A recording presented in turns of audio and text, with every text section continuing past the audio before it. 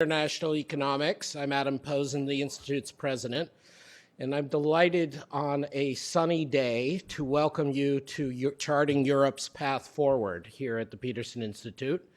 We're delighted to be once again trying to draw Washingtonians and the world's attention to the positive steps that the European Union is taking, the positive results the European Union is feeling, and especially today, the positive possibilities that the European Union should be contemplating for greater integration in its own economic self-interest. Today, we're actually presenting two sets of important work. One is the large report we've just published called Lessons for EU Integration from US History. We're trying not to kill too many trees, but there's a very pretty version of this online. It's edited by Jacob von Kirkegaard and myself, especially, obviously, the leadership by Jacob Kirkegaard on this project has been great. And we have a couple distinguished outside guests, Jeffry Frieden of Harvard and Caroline Fohlin of Emory, to provide us a more academic and historical perspective on what we've been doing. But fundamentally, this project, which was partially supported by a grant from DG ECFIN, the Director General of Economics and Finance of the European Commission, is meant to have a little bit of distance on Europe and provide perspective both from the long term and from being a little outside. It is political in the small piece sense. It is trying to do political economy and talk about what is realistic but achievable, but it is not partisan, and it is not representing any one nation or any American view.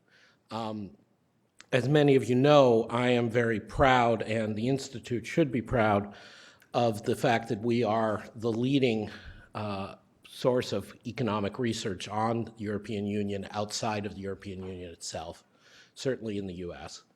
And this is thanks to our team of experts, including not just Jacob, but Jeremy Zettelmeyer, Nicolas Veron, Anna Gelpern on debt issues, Jeremie Cohen-Setton, who just joined us a little over a year ago, and of course Olivier Blanchard, among others who dabble in Europe like myself. We also are discussing sort of the American launch of an already influential project, reconciling risk sharing with market discipline, a report put out a couple of weeks ago by some leading colleagues in Europe, a group of French and German economists, including one of our French economists, Nicolas Veron, and one of our German economists, Jeremy Zettelmeyer, here at the Peterson Institute. And in fact, Jeremy, I think it's fair to say, played a key leadership role in helping coordinate and fashion the consensus that is this document. Over lunch today, we will be discussing its importance and its implications, as an American audience may not have realized that this report has already sent ripples throughout Paris, Brussels, Berlin, and now increasingly in outward moving circles throughout Europe. But first, we will be talking about lessons for EU integration from US history. We have two panels today. I'm delighted to welcome David OSullivan, the European ambassador to the United States, to give us some opening remarks. I want to emphasize that we view the delegation of the European Union to the United States, as well as DG ECFIN and other partners like DG Trade and Internal Market in the Commission, as great friends and partners to the Institute. We have had the good fortune, although I think we've earned it, to work quite closely with a series of commissioners and institution and EC vice presidents through the years, and as well as ECOFIN leaders, many of whom have spoken here at the Institute and informally consulted us. We're grateful to Ambassador OSullivan, the delegation, and particularly Minister Moreno Bertoldi at the delegation, for having shepherded us through this. This project, the European Commission has no editorial control, just to be very clear. Peterson Institute doesn't allow that. However, we did benefit from a working session in Brussels in September, which had not only some leading members of the Commission staff, but interactions with Commissioner Moscovici, Vice President Dombrovskis, and a number of leading academics. But to give us more of a sense on why this is so important and Europe remains so important for the US from the economic perspective as well, I'd like to turn it over to Ambassador OSullivan, please.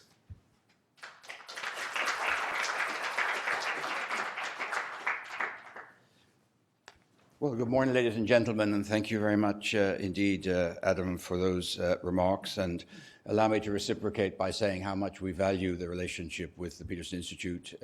You do great work, and we really appreciate, as you say, your willingness to try to put sometimes a slightly more optimistic spin on what's happening in Europe than is the currency here.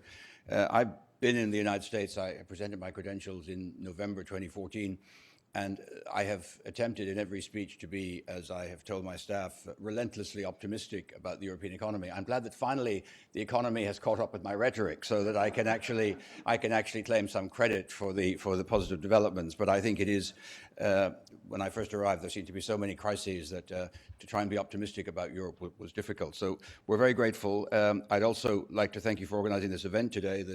The study which I meant to sort of say a few introductory remarks about is the one I haven't read, which is the one about lessons from the United States on the functioning of EMU. I was presented with the opus, the magnum opus last night by my staff in a just-in-time production. So I haven't actually read it, but I did skim through it, and it looks like a very interesting piece of work. We're delighted to have supported it, and I also want to emphasize, as Adam did, that of course we put up some money, but we did not have any editorial control. It was entirely under the academic and professional expertise of the Institute and the people involved, and thanks to Jacob for his leadership in that. But I have actually read the second study you're going to do, which is in which Nicola was heavily involved, and it's a very fine piece of work, I must say, and really merits careful study. I mean, as you know, the study that has been produced and is the subject of the earlier part of the day looks at the role of the central bank in a currency union, as well as regional economic convergence and the experience of the American experience. I mean, economic and monetary union is, I think, the cornerstone of much of what we have achieved in Europe, and it is. The single market, of course, is the absolute sort of jewel in the crown of that, but it also became very clear as we grew into intra-European trade that the creation of a single currency was a necessary complement, and the euro has been and continues to be a project of enormous importance to Europe. We now know that, and I think it was a huge success, by the way, for the first 10 years, until we were hit by the financial crisis. And then we know that that laid bare some of the institutional weaknesses, and the whole system was tested virtually to destruction, but it survived, and remarkably so. And EMU is now much more resilient. But as we know, there is still work to be done, and the optimistic economic mood in which we find ourselves today is the perfect moment potentially to take those decisions. And I was just discussing with a German journalist colleague that unfortunately people are more fond of taking difficult decisions at time of crisis than they are of doing it in a calmer moment. I hope we don't have to repeat that mistake, and we can use the optimism and the economic uplift to actually take some of the additional decisions that are needed. The European Commission has already set out what the sort of elements which it thinks are needed: fully fledged financial union with capital markets union, completed banking union, more budgetary resources devoted to economic stabilization, convergence, and the promotion of structural reforms, enhancing the coherence of the EMU institutional setup by transforming the European Stability Mechanism into a European Monetary Fund with a streamlined decision-making process. The argument being a strengthened monetary fund will be able to safeguard the financial stability of the euro area while enhancing its efficiency, transparency, and democratic accountability. It is also proposed to create a position of European Minister of Economy and Finance, borrowing from the model used for foreign policy and security, the double-hatted Vice President, High Representative. There would be a double-hatted Vice President and Minister of Economy and Finance. I hope this time we can actually get the word minister in the title. We had the word minister in the title for the High Representative, but after the referendum, the two referenda failed on the treaty. People seem to think that the reason the constitutional treaty failed was because we'd put the words foreign minister into the text. And I'm absolutely sure this was on the forefront of European citizens' minds as they voted. They said, well, I'm not happy about this foreign minister idea. So we went back to the much less exotic title of High Representative Vice President, with which Federica Mogherini and her predecessor, Cathy Ashton, have been saddled. I would sincerely hope that we don't have to invent some kind of title like that for the function we're talking about for monetary union. These proposals will be discussed by the European heads of state and government, and we'll focus our efforts on trying to get these ways through. The way elements of the US federal system functions can provide, I think, useful insights and contribute to the debate, so today's report is really very timely. And you can emphasize some of the similarities that are there with the US. In economic terms, the size of the US economy is similar to Europe. When I first arrived, I was able to say actually that the EU 28 economy was the largest economy in the world, and America and China were battling for second and third place. It was a good line. It was a very good line. Exchange rate movements and other things have made it a bit more tricky to say that with authority. So now I simply talk about the top three economies globally. Europe and the US are home to large financial markets. The euro is the second most used reserve currency. And I must say, and I want to pay tribute to the fact that the role of the central bank has grown. I think the European Central Bank really was tested also in very extreme circumstances and has shown to be a remarkable institution and has played, I think, in helping us get through some of the aspects of this crisis, has really emerged with huge credibility and is one of the most important central banks globally these days, which is another positive element. The historical interplay of decision-making at federal and state level in the United States provides us with much to study and compare, and that's what's in this study. One of the more interesting similarities underlined is that the process of US integration took a very long time before turning into a stable and functional union. I could argue that in those days, time seemed to move more slowly anyway. We're now experiencing an acceleration where everything happens instantly. And certainly the economic history of the US is not one of smooth progression into the federal system we know today. The fiscal relationship between the United States and the federal government have changed significantly over time, and certainly US monetary institutions have evolved notably since the founding of the Federal Reserve in 1913. I remember when I was a student in Dublin studying economics, the work of Robert Mondale on optimum currency area, and I remember there was one study which actually said, in an ideal world, you wouldn't have a Canadian dollar and a US dollar. You'd have an East Coast dollar and a West Coast dollar. But of course, this is where economics meets politics, and you end up with what you have, as we have in the euro area. The process by which the United States tried out new arrangements and created an integrated economy spanning the North American continent evolved much by trial and error. That sounds familiar, doesn't it? And some instances of policy reverses. And it's this history that is brought out very clearly in the study, which is the subject of the morning's discussion, and I'm very grateful for the insights which are offered.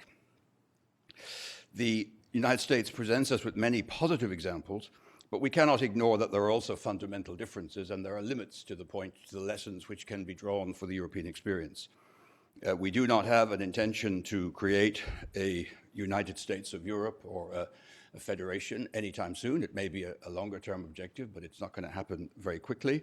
So we have to figure out how we develop economic and monetary union in the context of the political structure which underpins the European Union. We want to achieve the process of completing the EMU in order to strengthen the single currency and to increase the capacity of EMU to deliver on its objectives and the overall resilience of the single currency area, but we have to understand that we operate in quite a different political environment in Europe than has been the case in the United States. Finally, if I may, just a sort of personal remark. I've been dealing with European affairs since 1979. I joined the European Commission in 1979 when we were 9 countries. My main candidates, the main countries I was dealing with, were the state trading countries of Comecon. In fact, my first job was trying to have some kind of understanding between the European Economic Community and Comecon. By the way, probably a number of younger people in this room don't even know what I'm talking about when I say Comecon. It was the sort of war. It was the economic side of the Warsaw Pact, if I can put it that way. And if you had told me then that 40 years later I would be the European Union ambassador in Washington, representing 28 countries, including all of the countries who were then part of Comecon, that we would have created a single market of 500 million people, and a functioning and effective single market with its deficiencies, but still working, that we would have a single currency for 19 countries, which would be the world's second largest reserve currency, I really would have said, this is a pipe dream. This is inconceivable.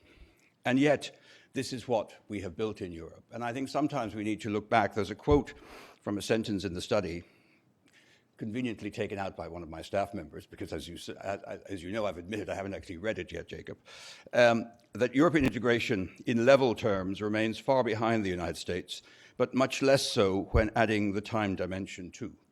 And I think when I look at the European project as a project for peace, freedom, and prosperity, and I see what we have achieved since the 50s, it is quite remarkable. And economic and monetary union is a remarkable piece of that equation.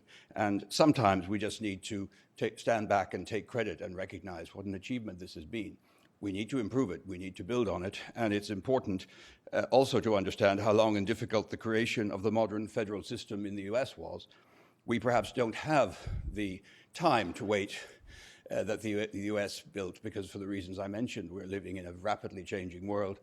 The global economic situation is changing, the technological advances, all of this accelerates the pace of change, and therefore the need for a rapidity of public response, public policy response, which is not always easy to achieve in the institutional framework of the European Union. But I think we will be able to rise to that challenge, and I remain remarkably optimistic about Europe's future. So I thank once again the Institute for organizing this event today. I thank them for the initiative in doing this study. I think it's extremely useful, and I hope you have a good and useful and productive discussion over the two panels. Thank you very much indeed.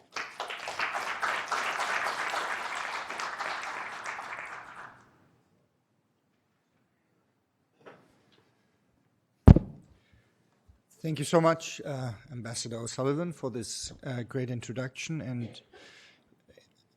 personally, particularly for reminding us that the European Union is a real success story, not just if you use 1945 as a reference year, but also if you use 1979 as a reference year. I think that says a lot. So it's my great pleasure now to introduce the first panel. So the way we are structuring this program is we're dividing up the key contributions to the report on what can be learned from U.S. integration history for the euro area into two. The first one concerns state building and fiscal institutions, and then the second one will have to do with the financial sector and real business, real developments. And so, as sort of the ambassador already said, the essence behind the report that my colleagues have been writing is that ordinarily, if you think about what the US has to offer for the euro area, we tend to think of it, I think that's true both in Europe and in the US, as offering clean alternatives, right? So in Europe, we're in this world of messy solutions that are driven by this odd combination of ambition, but on the other hand, you want to retain some national characteristics. They're political economy constrained, and so on. It's all very difficult. And the US is kind of the clean-cut alternative that makes it seem easy because of political integration. But then if you look more closely, then you discover that the US, in fact, may be interesting for Europe, not only, or maybe not mainly, because of these clean-cut alternatives, but because it offers, if you like, precedence in messiness. And so this report is about really exploring the precedence in messiness and distilling the lessons for Europe. So it's my pleasure to introduce first, in the order in which the contributions will be presented, Adam Posen, the president of PIIE and previously a member of the Monetary Policy Committee of the Bank of England. My colleague Jacob Kirkegaard, senior fellow here at the PIIE, and with notable prior occupations, including an important stint at the Danish Ministry of Finance and the United Nations in Iraq. And then, of course, Jeffry Frieden, who has been a very distinguished professor of government at Harvard forever, practically, right? Okay. So my horizon, as since I've been a graduate student, I've been strongly influenced by Jeff. He's one of the, very few people who know economics, government, and history equally well, which makes him an extremely popular discussant, even though he can be tough. I've experienced that too. So each of them has 12 minutes. Adam, please.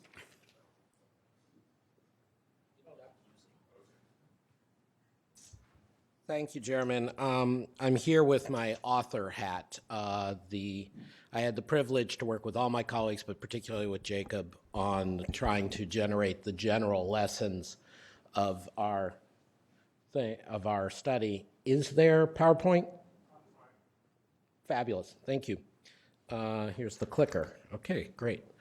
So I could have just put up the title of either the event or the study, but I think this, if ungainly, accurately tries to capture what we're doing. We're trying to chart a realistic path forward for European integration, but do it in light of U.S. economic history. And as was clearly implied by my remarks, by Jeremy, by the Ambassador Sullivan, by the presence of Jeff, this is a political economy exercise, and it has to be. This is about what specific institutions and what sequence with what kinds of insulation and what kinds of legitimacy are you engaged in.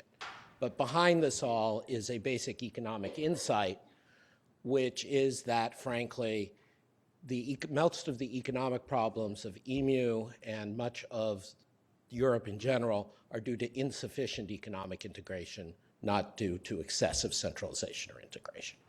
And we can debate that if you like, but we believe that that is fundamentally the starting premise. It varies from issue area to issue area how to think about that, but that's where we start. Now, again, going back to old people like me,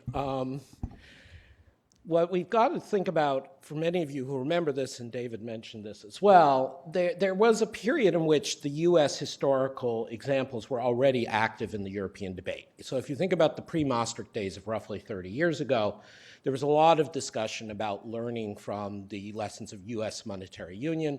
Some of you will remember our distinguished friends like Richard Portis and Barry Eichengreen and Andrew Rose around the CEPR, Tam Bayumi, did a bunch of studies on this. And they were very informative, although unfortunately they were largely wrong. And the way in which they were largely wrong was perhaps too theoretically, perhaps too idealistically. Many of them came out with the idea that there was going to be this fundamental convergence driven by monetary union alone. And that was a good idea ex ante. It was also a politically convenient idea. I'm not saying that's why the scholars said it. I'm saying that's why it got picked up so well. It was a politically convenient idea to say, look, we do EMU, all these wonderful things will happen. And that, of course, was, as David rightly points out, right around the time that we had Eastern Europe entering Europe as well. And so, former Soviet Union states, or not former Soviet Union, excuse me, Eastern Europe, former Warsaw Pact. But what we've tried to do 30 years later is take a deeper look. And it's a deeper look in a few ways. First, we are not focusing solely on monetary union, thanks to the broad expertise we are able to assemble, and more because we think the micro stuff matters. We're looking at matters of how did banking unification actually go? What was the impact of monetary union on regional business cycles? What was the process by which fiscal union came about in the US? Major issues of this kind. And so we're stepping away from what was a leitmotif of much of the discussion in the past, which was always, is Europe integrating more or less quickly than the US on any given measure? And that would sometimes be sneeringly asserted by Americans, oh God, Europe can't get its act together, and sometimes defensively, but more accurately asserted by Europeans, look, it took you through the Civil War and a few decades after that to get your act together. We don't really believe that's that informative, frankly. The issue is sequencing what's a reasonable amount of time and why it might be different for Europe than for the US in a given issue area. Now, in the current European context, we have the leadership of President Juncker, we have the leadership of French President Macron, we have, God willing, the leadership of German Chancellor Angela Merkel. we have a bunch of people, and as Jacob keeps reminding us, if the Germans would ever have a coalition, that we have a couple years without any major elections once we get through the Italians. So that potentially, again, in the spirit of what Ambassador O'Sullivan already said, this is a moment in which Europe could potentially be thinking about how to move forward on integration, how to strengthen European monetary union, how to make the economy more resilient before the next crisis hits. And there have been proposals, including by the Juncker cabinet, including by Macron, including by our colleagues, which we'll be talking about later today, on how to do this. And what we want to do as a message from US history is just remind people the economic costs of non-integration are very high. And they were very evident in US economic history, not just European economic history. And so you need to not just say, okay, what will thread the needle of the current political envelope, although that's obviously important, but some sense of aspiration of what would be necessary. So let me pull together some themes of US economic integration over the long run. And again, this is my distillation working with Jacob, but also draws, of course, on all our colleagues' work. It's going to be a little bit verbose because this is high concept. That's my job nowadays. We have authors who will be coming forward with actual data, charts, analysis. Don't worry. It's all in the report. The first point I'd make is that institution building requires repeated attempts and often constitutional revision. Now, for an American audience, you would normally say, we don't need to remind you of this, but given the way the American electorate has been reacting to democracy lately, some education might possibly be necessary. So the US Constitution itself has been amended 27 times. It started out with toxic flaws, which is an understatement of no franchise for women, enslavement of African Americans, no equal protection of the laws. We made a huge mistake of putting in alcohol prohibition, not just because I think it's no fun, but because it actually was damaging. And within 14 years, it was reversed. As mentioned already, and as our colleagues, including Jeremie Cohen-Setton and Anna Gelpern will talk about, the Federal Reserve underwent repeated trial and error, and we're just very lucky to have FDIC Vice Chairman Tom Honig with us this morning, and he knows this history well, that the Federal Reserve was not fully formed in 1913 and unchanged. So we do suggest that European leaders should expect setbacks to integration and be prepared to reinitiate proposals at times. That is indeed what Hamilton did to take everyone's favorite rock star of American political economy. It also means that even though in the current political context it keeps being stated, well, we can't do anything that alters the treaty, the underlying treaty in Europe will inevitably have to be altered. It cannot simply just get reinterpreted and extended and warped. At some point, there will have to be rational alteration. And so we would remind you, even if it again is slightly unpopular at the moment, excessive originalism with regard to the US Constitution still continues to harm us. So we should keep that in mind. The second point, and this is the research done in particular by Jacob Kirkegaard, is that fiscal integration in the US takes a very long time to arrive. So again, thanks to Hamilton, among others, the US federal government from 1789 already had the power to issue its own central debt.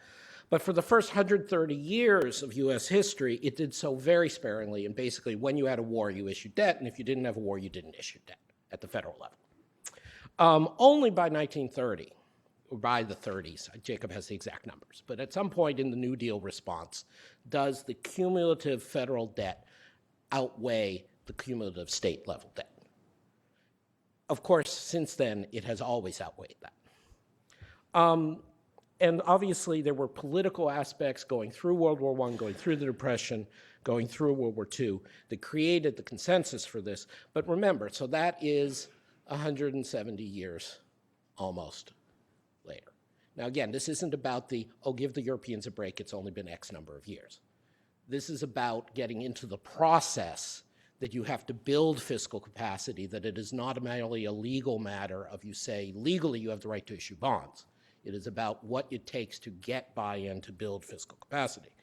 And a key point in US history that Jacob makes that I think is absolutely right is that there were opportunistic expansions of fiscal capacity due to genuine external threats or widely perceived threats, and these would ratchet up. And rather than viewing that as a sign of failure, we view that as a sign of normal historical institutional growth. And Europe should learn from this, and we can think about areas like migration, like common defense, like green energy, where Europe can. Now, this one lesson that Jacob argues from this point, which I, again, endorse, I endorse everything my colleagues say, of course, is that the right fiscal sequencing is you first identify the need and then you find the resources. And so Jacob will go through some of the examples, but basically Congress would, in its infinite wisdom at times, decide that there was a problem that required a nationally consistent solution. And that is actually a key phrase, that the problems arose, and this is a theme running through Anna and Nicholas' essay and Jeremy and Igor's essay and several of the things we've done, that when you have lack of integration, one of the key places it's a problem is when you have diverging subunit, what we would call state level, what Europe would call member state level standards. Not only because there's regulatory arbitrage and only because there's perceived unfairness, but this often leads with asymmetric idiosyncratic shocks. This leads to major fiscal constraints in individual subunits. And so this is where Congress usually comes in. And the way around this, and Jacob has published a policy brief on this for us, is that the federal government is normally dedicating or earmarking particular revenue sources. And so Europe has to make that kind of pitch. This is a place we differ from some of the proposals that are made about, it's very important that we have a European fiscal minister or finance minister. I don't care. I mean, that's fine. But it actually, we think that the power, or I would assert that one of the lessons from our study is that the capacity in Europe will come from saying, this is what we want to deliver, this is something you want, and then that builds up the capacity. We also have the fact that large physical capacity does synchronize regional business cycles. And again, this goes to work by Jeremie Cohen-Setton, Igor Gornestay, and co-authors, that we're talking, if we look in depth at what happened in the US, even after monetary union, there were business cycles still diverging quite a bit across states, across Federal Reserve districts, across regions, none of which coincide, remember. And so to take in a diverse and continental-sized economy, you only get some synchronization of business cycles after the 30s. And it was very costly. It was very costly. And so when we talk about the kinds of things we saw in Western Europe, or in Southern Europe, over the last few years during the crisis, the magnitudes, with the exception of Greece, are not that different from the magnitudes of some of the divergences we had in the past. In the most acute phase, they were. But we should not have some idea of the US as sort of naturally an endogenous currency area, naturally in sync. When you have a diverse continent, on the real side, there are genuine divergences that are costly in terms of actual unemployment, actual growth, real things.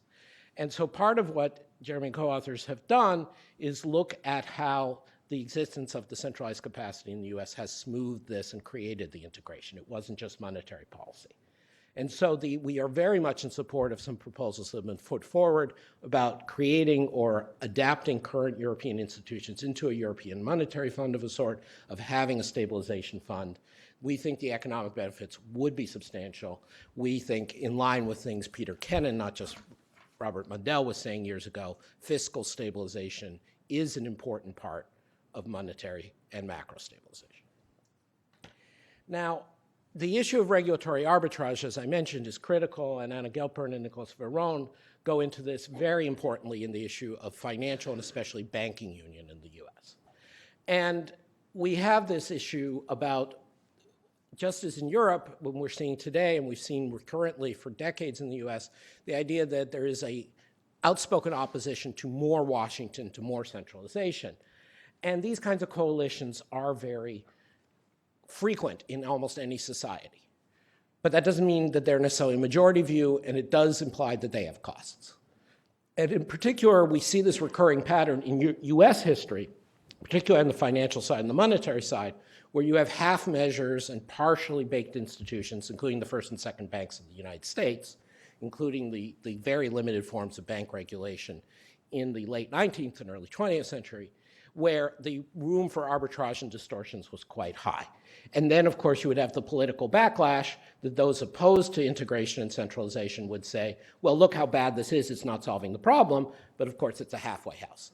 Now, again, this is something European leadership has very widely reckoned with in the context of EMU. But I think it's worth us re-emphasizing that this is, I think, perhaps not a universal, but at least a general political economy problem that the US faced currently. And so you have to expect that you are putting in some of these measures over opposition. Now, one of the key lessons we take away, and again, thanks to Anna and Nicola, is that only when you get fiscal support for the lender of last resort do you really remove redenomination risk. Now, redenomination risk in the US, remember, wasn't quite the same as having separate currencies up through once you have the Federal Reserve. But you did have a certain amount of state divergences in bank-issued notes and currency-like things that were quite separate. And so you did have things, and this is one of our colleagues' key contributions, is you had what became familiar to everyone watching the European crisis in the last 10 years. You had similar sorts of doom loops where state governments or groups of states or major localities would cram into financial institutions the purchase of their debt, which would then be used to lend and which would then be in the interest of the local region to keep rolling over, But that, of course, then goes into reverse and leads to very sharp regional contractions when there is a problem with the quality of that debt. And so only when Franklin Roosevelt puts in real fiscal support backstopping the Federal Reserve Board and the regional Federal Reserve banks and the establishment of the FDIC, and again, I hope Vice Chairman Honig will comment on this at some point, do you really get the removal of the premiums on these banks and on these local governments.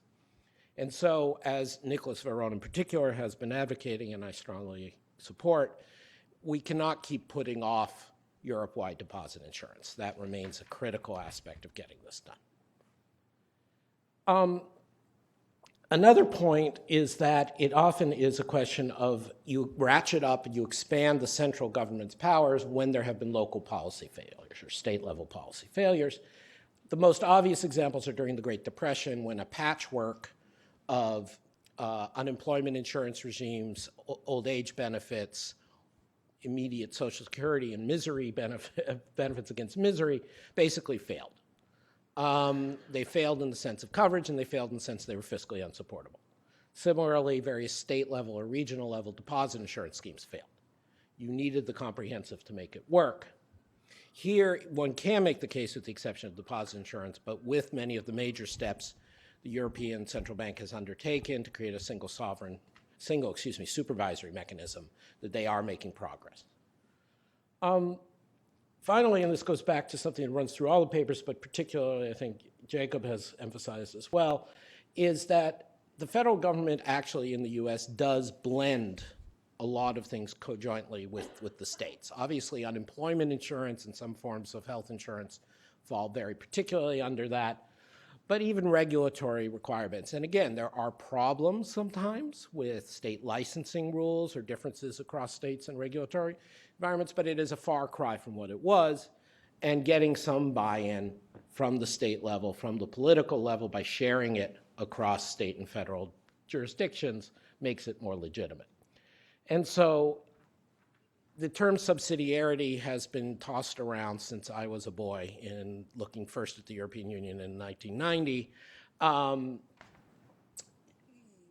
So I don't want to keep using that, but we should think in terms of movements up to Brussels or up to the European level need not shut out national level facilities as well. It can be done in complementary ways.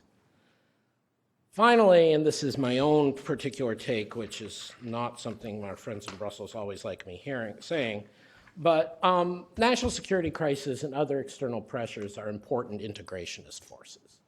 You can go back to Charles Tilley and war making as a source of European statehood, if you really want to go big on this. But just basically that many of the American central government responsibilities and institutions were built in respect to security crises when we think about everything from the War of 1812 through the Second World War. And while one doesn't want to think about war, and certainly not as an instrumental means to getting something done, the fact remains that external threat is in no shortage right now for the EU, given the Russian role, given what's going on in Turkey, given the migration demands, given the withdrawal of the US in various ways from international guarantees. There are many reasons, plus the global sense of climate change, there are many reasons why Europe and European leaders should not hesitate to use external threat legitimately as a basis for saying we need a common institution, a common framework to go forward. This is different from not wasting a crisis, and it certainly doesn't mean creating a crisis where there is none, but you should also not, as European policymakers, feel you're cheating by doing this. As our history, by implication, establishes, and many other histories have done, you don't see legitimacy crises in the US history where there was an expansion in response to an external threat and people say, oh my God, I wish you hadn't done that. You may see some small opposition, but generally these are perceived as legitimate ex post. So finally, we think about, there's a literature in political science, American political development. Again, Caroline Fohlin on the economic history side, Jeffry Frieden on the political history side are here and can help flesh this out. But the US state did not come fully into being, despite Hamilton not wasting his shot, at the start of the 19th century. It was, you had to have some sort of political center. And the center, again, this isn't just something our colleagues at the Commission can whine about with legitimate complaint. When you are at the center trying to make institutions work, you will be blamed for their failure whether or not you try to do something ambitious. Even if you do something status quo, you will be blamed for their failure. So perhaps speaking as a longtime Washingtonian, I say you might as well try to do something constructive because you're going to get the blame anyway. Moreover, just to reiterate where we start from, our take on history, which now may seem obvious, but wasn't obvious ex ante in 1992, is that monetary union alone isn't sufficient for convergence. The monetary institutions alone are not sufficient, are not the place of lessons. We need to think about the regulatory, the fiscal, the financial, the real side aspects as well, and how that integration proceeds. And you should not, instead of waiting for an internal crisis, you should take advantage of the sense of external threat that is real and use that as an additional impetus. Thank you very much. All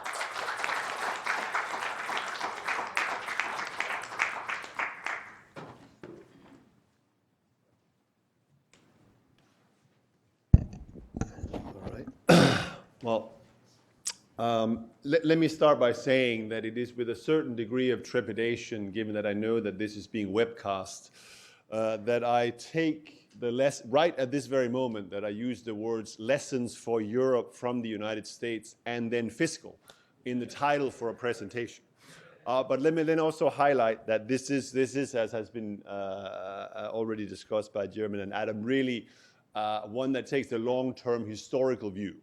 But I would also say that for this particular presentation, there is 100+ pages of US fiscal history in the grand opus, which I won't walk you through today.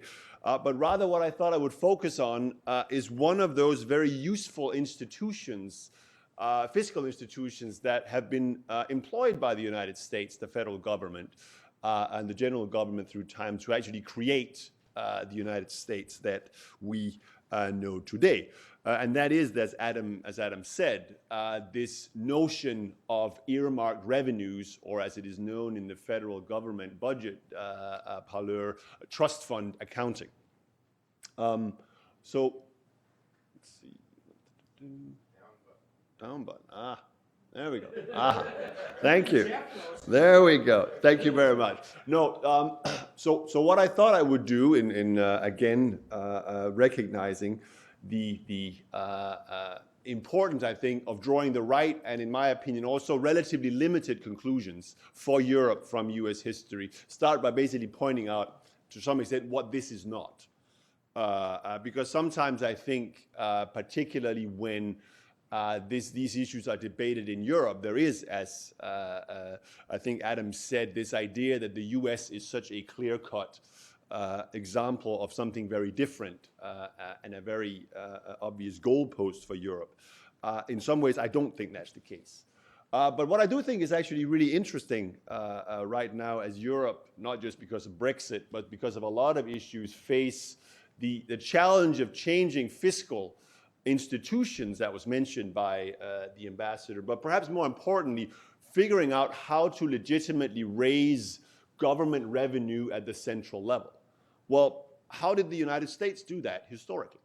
I actually think is quite interesting, given that we know that the U.S. population has been relatively tax reluctant.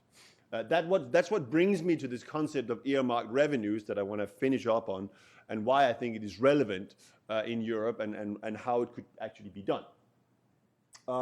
So starting but limiting the lessons a little bit, and this has already been touched upon. But I don't think it's very sensible when you talk about U.S. fiscal lessons for the United States to contemplate certain things. The number one is the EU, and I think this was mentioned by the ambassador as well, isn't going to develop into a political federation for the foreseeable future. So a straight up federal budget, whether for the EU or for that matter for the euro area, is not, in my opinion, a particularly relevant discussion to have at this moment. Secondly, as was mentioned by Adam, the EU or the euro area isn't going to fight any wars for the foreseeable future, hopefully not at least. So the idea that you're going to have a Hamiltonian moment and consolidate war debt into a joint isn't going to happen either, in my opinion. I think that's largely a misguided opportunity. And then finally, and this is perhaps more relevant for the budget discussion of how you raise central government or continental level revenue, you are not, in my opinion, going to have the development of a common dominant European self-identity.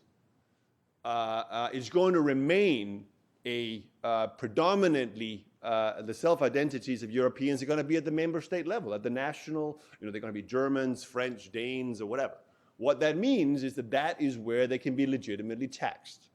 So the idea of instituting direct European level taxation is also one that I think is largely stillborn for the foreseeable future. So we are talking about a much more limited lesson on this issue. But one of the things that really struck me as I started looking at this from the sort of point of view of generating revenue, that in some ways the United States faces the opposite, the inverse problem of the European Union. Namely that from a self-identity point of view, I would argue that the majority of, maybe with the exception of a few states, Texas and others, but predominantly self-identities of Americans are at the federal level, which is also reflected by the fact that the vast majority of direct income taxation happens at the federal level. But that doesn't change the fact that if you look at the breakdown of the control of revenues in the general government, I was actually a little bit surprised to find that there isn't that much difference between the control of revenues by states, governments, and federal government. So how did you achieve this relatively close to parity situation?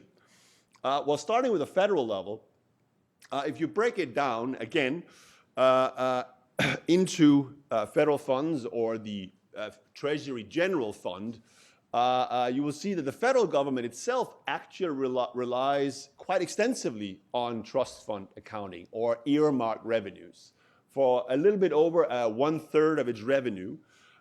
First and foremost, this revenue, and this is the table you can see here, that it's really social insurance is financed at the federal level through earmarked taxes, whether it is, of course, Social Security, hospital insurance, or disability.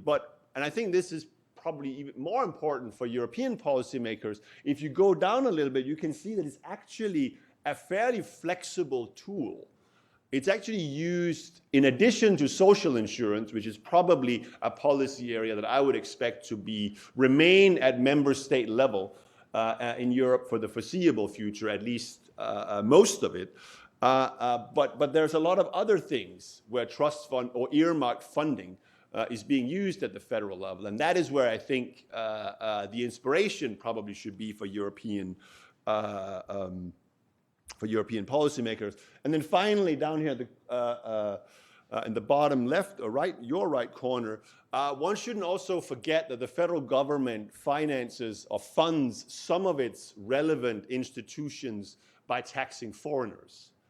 As someone who has had pretty much any work visa in the United States you can imagine, when I discovered that U.S. Customs and Immigration Services was actually 95% funded by visa fees, I thought, that's an interesting lesson that perhaps can be adopted elsewhere. So the U.S. government actually does this quite extensively. More importantly, perhaps, if you look at the state level, because it is really at the state level where I would argue that the ability to institute large-scale direct income taxation doesn't exist in the U.S., similar to the way that it doesn't exist at the central level in the EU. What do you get there? Well, state levels, as you can see here, that's the red part of the breakdown here, only raise about 40% of their total revenue, the budget or the revenue that they control, through direct taxation. The rest, and that's the yellow part here, is, and those are the rising part of the total budget, is federal grants, which typically are grants that come, or if you like, they are heavily earmarked in the sense that if you get a federal grant as a state government, it's typically co-payment, as in the case of Medicare and others. You don't have much control over how that money is spent. And then for this purposes, more importantly, they do a lot of earmarking of revenues as well. About 30% of state total revenue is earmarked.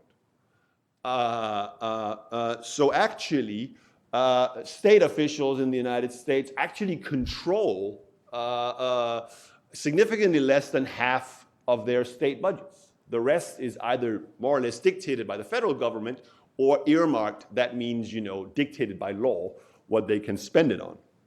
And that, I would argue, is really the idea here being that the states have actually managed to increase the level of resources that they control by relinquishing, if you like, the ability to allocate it the way that they may see fit.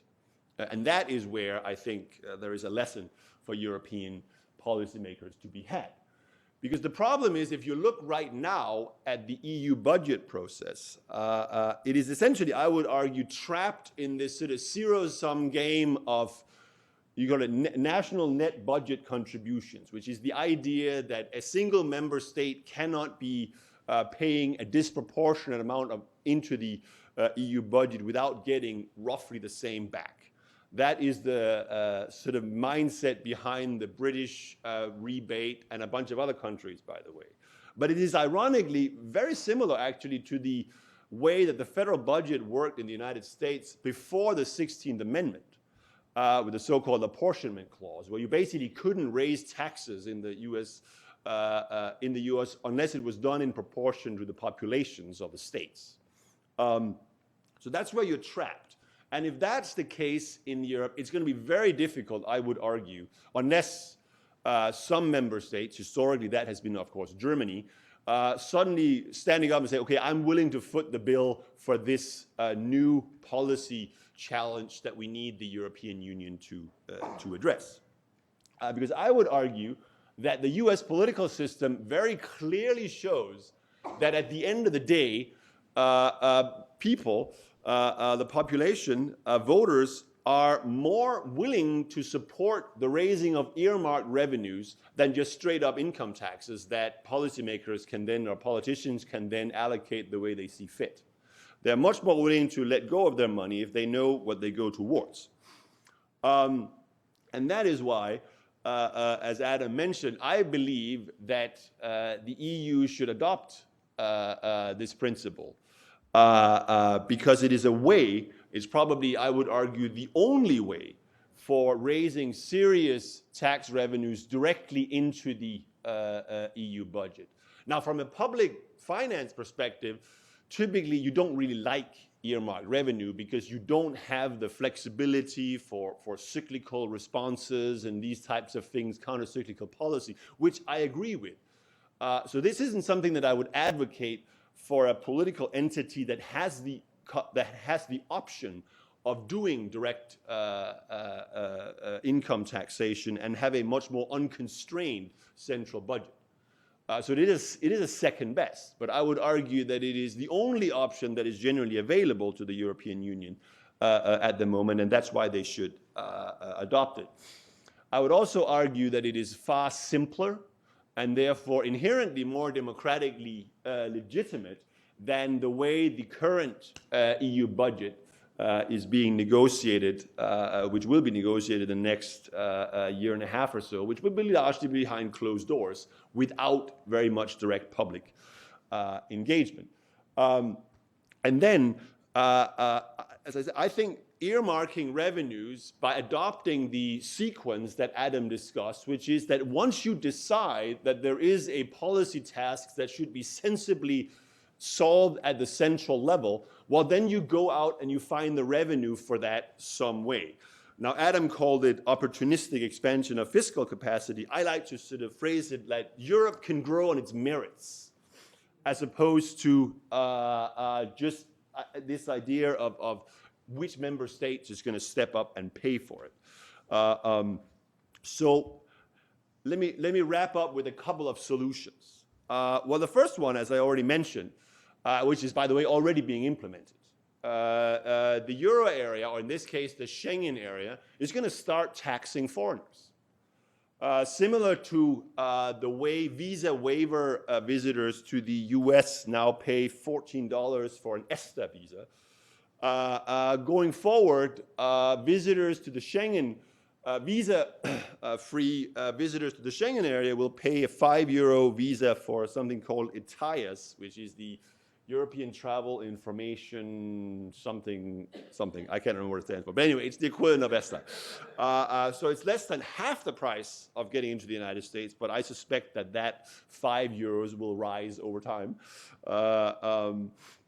So the concept is already being implemented. And this, by the way, this €5 will also, once or if the UK leaves, also apply to Brits traveling to Ireland and continental Europe. So be warned. But I would argue that there's no reason, similar to what it's done in the United States, that this cannot be adopted as a more general rule to fund EU external border control, which I would argue is one of the new formative centralized challenges that the European Union or Schengen or whatever we choose to call it face at the moment.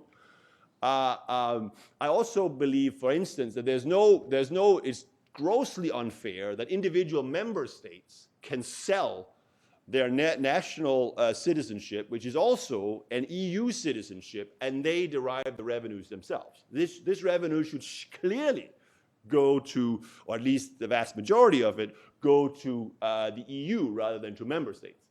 And then finally, if you really wanted to fund external border control, which of course is expensive. I mean, in the US, you spend about 30 to 40 billion on this every year. Well, then you could say, well, okay, it costs €5 or whatever to land at a European port or airport. That would apply, by the way, both to visitors and to local Europeans. So there would be any difference. So there are ways you can do this. Then you can use, explicit user fees. This is already being done. I mean, those of you, and Nicholas and Anna, and we'll talk about this, I mean, the banking union is financed by user fees.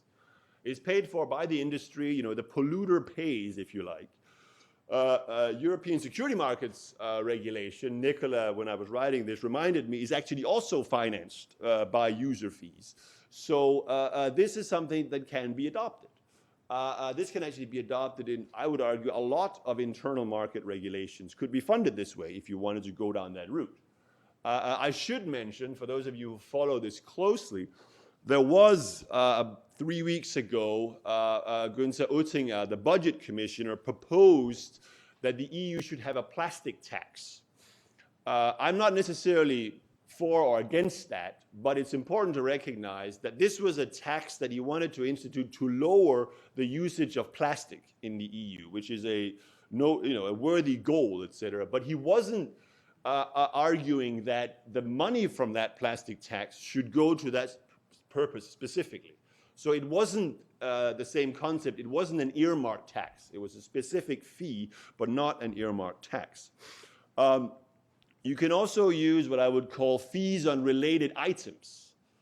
And this is really what the US is doing with road infrastructure. The Highway Trust Fund is funded in this way by gasoline taxes. So it's not explicitly user fees, but it is certainly what I would call related use items that fund specific policy or central government functions. And I would say there's no reason why a lot of infrastructure in the EU shouldn't be financed in the same way. You could think of the same way climate mitigation issues could clearly, in my opinion, be financed by the proceeds from the cap and trade system in the EU. All you would have to do was to institute a floor on prices and have it rise.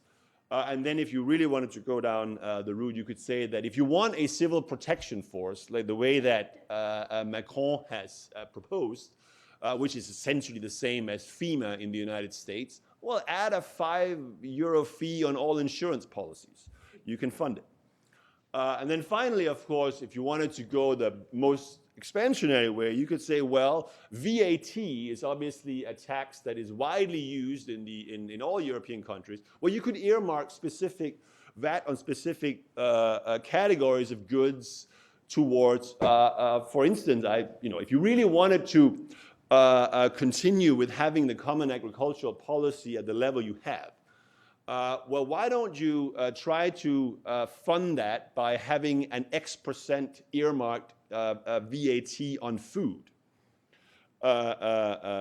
Because that would force you, of course, to win the argument of the public debate about whether or not cap agricultural support was really necessary.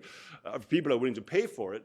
But it also suggests that you can actually gradually shift the EU budget towards earmarked revenues. It's something that can be done not just by adding funding new policy challenges, but you could actually also take existing European level tasks and shift it in a sort of incremental manner to an earmarked funding model.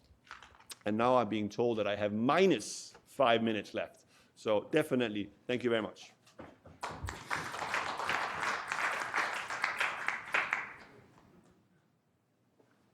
Great. Well, thank you very much for the opportunity to discuss this excellent report. It really bears reading for those of you who haven't read it already. I will apologize in advance for two things. The first is that Adam, in his American expansiveness, gave me 20 minutes, and Jeremy, in his uncharacteristically German austerity, cut it down to 12. So I'm going to try to talk fast.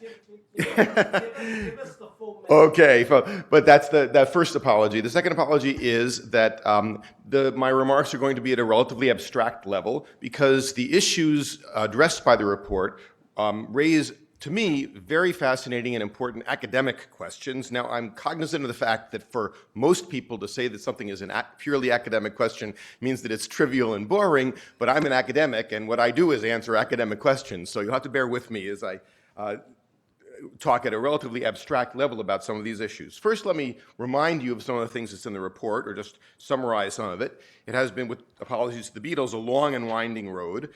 Approximately 75 years until we had a single currency in the US. Approximately 125 years until we had a real central bank, although we had a couple of failed attempts along the way. Approximately 150 years for a true fiscal union. And well, banking union really isn't complete yet, so more than 200 years and counting for a full banking union. The report also, I have to say, I was very glad to see that it dispelled a couple of myths that a lot of Europeans hold about American federalism. There's a lot of talk in Europe about our wonderful automatic stabilizers, and the report makes very clear that, if anything, these stabilizers are at best semi-automatic. They're largely paid for by the states, and they are not all that automatic. And secondly, another myth widely held in Europe is that these balanced budget rules completely control state finances. They do not. They're extremely flexible, and they are very rarely binding. I especially love the fact that some of them say the governor must present, and the legislature must adopt a balanced budget. Not that the budget has to turn out to be balanced, but that they have to adopt a balanced budget. That's the main requirement in places like California. In any event, I have some minor quibbles about the report, but in the interest of time, I think I'm going to just skip right over them. Yeah, we can take them offline, and focus on what I think is really at the core of this set of questions that the report raises, is how do we understand the functioning of a federal union. Now, I know in Europe the term federalism is anathema, but from a purely analytical standpoint, what is being done in Europe is a federal experiment. There are sub-federal units, the member states, and there is the center, the federal union. And so the comparison with the US is relevant. Now, there's a well-developed normative approach to try to understand where governance structures should be. That is, who should have authority over particular policy areas. And that is that, first of all, you want to take advantage of the scale economies that might accrue to a federal union. So you want the policies to be taken out at to be handled at an area where scale economies can be realized. And then specifically where there are possibilities for each of the states, I'll call them states, whether they're American states or member states in the EU, where there are possibilities for states to be imposing externalities on each other, you want the governance structure to be at a level where the externalities are falling. So you want them to incorporate or internalize those externalities. And all of that is exactly what motivates the European concept of subsidiarity, that the normative notion of where these policies should be handled. What I want to now do, however, is move away from the should question to try to understand what units in a federal union actually do. That is why we saw the evolution of both the American federal union and potentially also of Europe as we did. There is a fundamental choice available to the states. And that choice is, are we going to keep the policy at our level where we can do what we want, right, but not realize these scale economies or whatever benefits there are of centralization, or we're going to delegate to a central authority whose policy preferences, whose expected policies are going to be different than our own. So there's a real trade-off that the member states face. They are weighing the benefits of central provision, the scale and uniformity associated with that, with the costs that the ultimate central policy is going to be different from the policy that the states themselves would adopt, right? So there is this trade-off between the benefits of centralization on the one hand and the distance from an expected central policy on the other hand. And we saw this over and over again in the American context, and we see it, I think, today in the European context. Things like emission control. On the one hand, you want emission control to be regularized and harmonized. On the other hand, moving away from national regulations means that your national producers are going to face substantial transition costs, right? And thinking about this in the general context and in the historical experience of the United States, it's clear that those who stand to benefit more from pushing things up to the central union at a higher scale are going to be more favorable. So the smaller European states typically are more favorable to centralization because they have more to benefit by increasing scale. By the same token, if you expect the federal policy, the central policy, to be closer to your preferred policy, you'll prefer things to be pushed up to the central level. You can turn it around. The bigger states are going to be less favorable because they have less to gain from the increasing scale. And the states whose preferences are farther away from that of the expected policy of the union are going to be less favorably inclined. Right? We saw this we see this even today in the United States, for example, when the federal government is in the hands of the Democrats, the Republicans are strongly, or the conservatives in general, are strongly favorable to states' rights. When the federal government is in the hands of the Republicans, it's the liberals who are in favor of states' rights, trying to get policy closer to the preferences of at the local area. So that has to do with sort of the static analysis of federal policy, this trade-off between the benefits of centralization and the cost of moving policy to an area that you don't directly control. It does involve, and here's where I think some of the experiences of American history that Adam and Jacob talked about, some credible commitment on the part of the center to take seriously the concerns of the member states, right? To not override the states who have delegated some aspect of their policy to the center. So, in the American experience, I think we can see these analytical principles operating. The Hamiltonian moment that Jacob and others have referred to, or I think that Adam especially referred to, was crucially important because it signaled the willingness and ability of the federal government to pool important characteristics of the member states in a way that hadn't been done before, to establish that there was such a thing as the credibility of the federal government, of the U.S. government, that the states individually could not provide, had failed at trying to provide, and that Hamilton provided. Right? So this was a proof that there was something to be gained by centralizing certain authority at the federal level in the American context. There's a less happy experience, which is that started in the 1830s as the country grew and new states joined and views changed. The expected policies that the federal government was implementing became more and more distant from the preferences of the South. And so it actually, not just the Civil War, but starting in the 1830s, the South attempted to get the federal government to stop doing things that were taking policy away from its preferences. Eventually, it was unable to do that and seceded in an attempt to try to get policy more in line with its concerns. Now, the report makes clear, and Adam mentioned, that things like war and crises have been crucial in the American context at allowing or permitting the federal government to take over areas like taxation, like war fighting, like social welfare policies or countercyclical demand management, in which the states could not manage the problem on their own, deposit insurance being a perfect example, to internalize the externalities at the federal level. We don't, of course, want to have to rely on that in the European context, so I think it might be more useful to look at another era in which the federal government dramatically expanded its reach, and that's the progressive era. Now, in the report, it focuses on the post-progressive era, but the progressive era is a crucial turning point in the history of American federalism. It's not so much about spending in this period, it's about regulation. The modern American regulatory state dates back to before the income tax, to the 1880s, 90s, the period before World War I.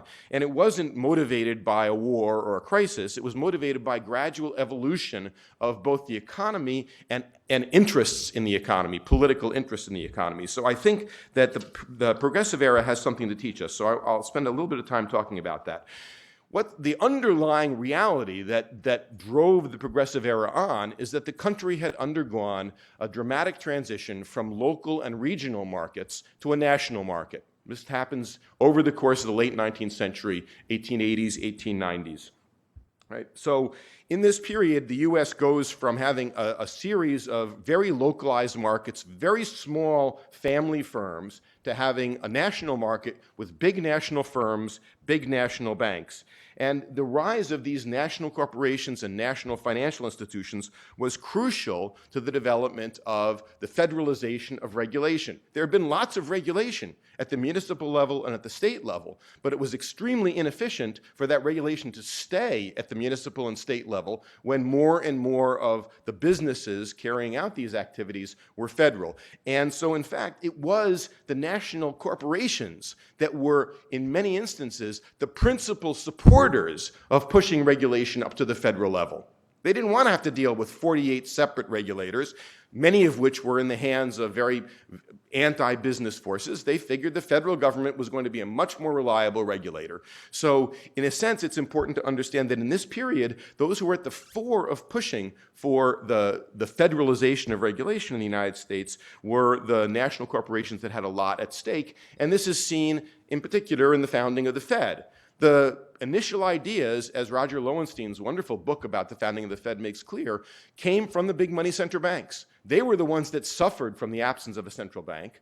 They were the ones that had the most at stake, and they were the ones that pushed hardest for the creation of a real modern central bank in the U.S. So those with the most to gain led the process by which more and more policy was delegated from the states up to the federal level. At the same time, even in this context, it was crucially important that assurance was given to the member states and those with less of an interest or more concerned about the federal level, that their interests would be taken into account. That's why we got the regional banks in the United States. That's why we got the structure of the Fed that we did. I have to note that in the 1920s, when all of this was being bargained about in the U.S., there were dramatic calls from all quarters for a more independent Federal Reserve. Wall Street wanted a Federal Reserve that was independent of the Congress and the President. Congress wanted a Federal Reserve that was independent of Wall Street and the President. The President wanted a Federal Reserve that was independent of Congress and Wall Street. And actually, the regional banks, especially the Chicago banks, wanted a Federal Reserve that was independent of all of them. So independence meant different things for different people. This was a battle over how seriously the Fed was going to take into account the interests of areas, in particular outside New York. And it took the reforms of the 1930s for the Fed to actually become a credible central bank that was both going to take into account the national conditions and particular local conditions. Okay, applications to the European Union. I think that economic and monetary union in Europe has, as has been said, given rise to a strongly felt greater need for more central policy making at a normative level. What does that imply about what's likely to happen or where we are likely to see some of the forces pushing in that direction? Well, it seems to me that just as in the US, the rise of the national market gives rise to forces that have an interest in trying to centralize more regulation, more control. Those with the biggest stake in the single market are likely to be at the fore of pushing for more central or European control of issues. It also, I think, is the case that those whose policy preferences are closer to the expected policy of the European Union as a central institution are going to be more likely to support it. And that's true, actually, having done some academic work on this, both across countries and within countries. Right? So within countries, those groups and parties whose policy preferences are closest to the expected European policy are the most Europeanist. And the ones who expect the European Union to do things that they don't like want the policy to stay at the national level. But I think a lesson to be drawn here is that we can expect the most support from those that have most at stake and whose policy preferences are closer to that of the expected policy coming out of the European Union. And of course, we see this in the negotiations, that those who anticipate having more influence over European policy are more likely to support delegation to the European Union. I also think that this lesson of American history, where assurances have to be provided to those who are delegating their authority, is crucially important. That there has to be a legitimate concern for the interests of those who have delegated some authority up to the center, that they're not going to be ignored. The role of shocks, I think, is important in this context, and both Adam and Jacob have talked about the role of crisis and its impact. But when I look at the impact of the crisis on the prospects for reform in the European Union, although I have to say I am optimistic about reform, and I think the report that's going to be presented later is extremely valuable, and I am enthusiastic about it, I do think that there is a problem. And the problem is that the crisis has given rise to a huge drop in confidence on the part of European citizens, both in their national governments and in the institutions of the European Union. There remains, it might surprise you to know, I'm not presenting the full thing, I've written about this and others have written about this as well. There's a lot of enthusiasm still about European integration. There's a lot of enthusiasm within the Eurozone about the euro. But there is a tremendous sense of disappointment in the way in which the existing political institutions, existing political parties, existing political leaders have managed the crisis. Right? You can see on the right the debtor countries in Europe where trust in the European Union or in national governments has collapsed. Right? And for good reason. For people to be willing to delegate policies to the European Union, they have to believe that the European institutions are going to take their legitimate concerns into account. And people, especially in the most heavily crisis-hit nations, the debtor nations, have reasons to doubt this.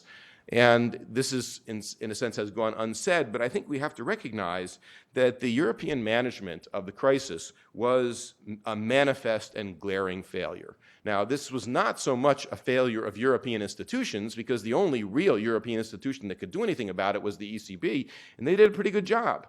It was a failure of the member states. Right? And it faced with massive spillovers, with massive externalities, with clear ways forward that could have reduced the pain and suffering of the crisis, the member states acted by going in the most naked way, undertaking policies that represented each state for itself, and refused to undertake central or more coordinated policies that could have reduced the pain and suffering that was felt for almost 10 years by member states and by people in them. So faced with these serious problems, there was almost certainly a path forward that would have reduced, a Pareto improvement, if you will, that would have reduced the suffering of people in the debtor states. And there was a clear need to restructure debts quickly, to force the banks to take losses, to try to limit the exposure of taxpayers. All sorts of things that could have been done were not done, and the result was 10 years of almost certainly unnecessary suffering.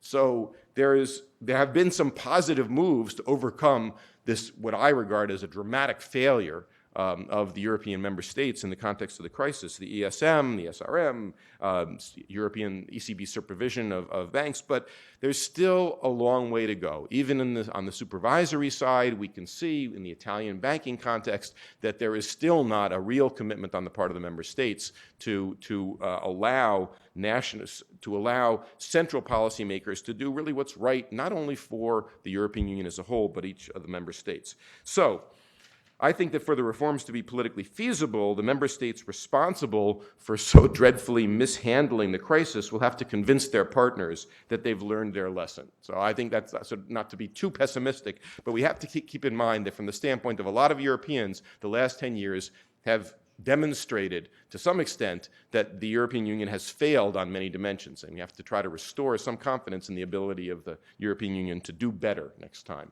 Okay, so what are some of the implications? Summing up, it's clear, I think, certainly to me, that Europe would benefit from more common institutions and more common policy instruments, and the report goes through a very wide variety and I think very intelligent series of possibilities along these lines, and the other report, the statement by the French and German economists, I think has some outstanding proposals along these lines. The questions, both academic and practical, that we want to ask is, where is the impulse for this change going to come from, especially given that the history of the crisis has not left a lot of Europeans enthusiastic about delegating things to the European Union or even to some congeries of the member states. Where do we expect support for greater centralization to come from? I don't have the answers to these questions. I'm asking them. But I think that it's important for those who are working in this direction to try to identify who are likely to be the supporters of greater centralization and how you're going to assure the member states, many of which have been hard done by the last 10 years, that greater centralization, greater use of Europe-wide institutions will maintain some responsiveness to the concerns of the member states, and most importantly, how to do it all in less than 200 years.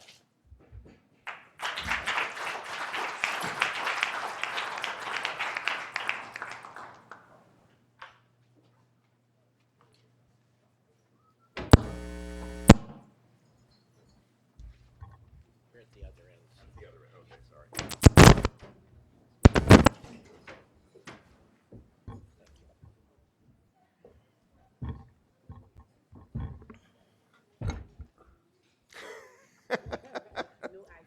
Oh. Okay, so when you have a combination of rate contributions in the bad share, always the same happens, which is run late. It's not working. Yours is not. Okay. Yeah, use Jacobs. Perfect. Okay, so I apologize for the fact that we are running late. This is what happens when you get a weak chair and very strong presenters. More centralization, more centralization. Particularly when the presenters include your bosses. Let me, we have about 15 minutes for discussion. We have a microphone in the middle and a roving mic. Now, if there is a question right away, I would take it. If not, I'm going to actually start off by asking two questions. So, yes, we have one. Please, go ahead. Identify yourself, please. Sir. Christoph von Marschall. I was earlier introduced as a German journalist. At the moment, I'm at the GMF, a fellow for transatlantic relations. And I have a question to the last presentation of Jeffry Frieden. I just started, when you were explaining how the trust in the ability of European institutions to manage the crisis and to solve the crisis is diminishing. I just thought, wouldn't that be the same case in the United States? Wouldn't you think that given 2008-9 and how the general perception of how the crisis came into being and how the federal government reacted to that, would that be rather similar or not? And that is an important question to draw conclusions what Europe can learn from it. Right. Well, it's absolutely true that the very similar questions asked by pollsters in the U.S. and trust in government in the U.S., which fluctuates a lot, has collapsed since 2000. It actually started collapsing in the early 2000s. The proportion of Americans who said they trusted the federal government to do the right thing was about 50% in 2000, and it declined continually from then to today when it's about 20%. And this is associated, I think, with the rise of this general anti-Washington sentiment and the sense that the government hasn't really been delivering the goods. The fact that it was happening even between 2001 and 2007, I think reflects the fact that that expansion, which was a substantial expansion, was very unequally felt within the U.S., that most of the expansion went to the top 10% of the income distribution, and it was very minor in the rest of the country. So, and then of course you have the crisis and the problems associated with that. So yes, we face very similar issues about trust in government in the U.S.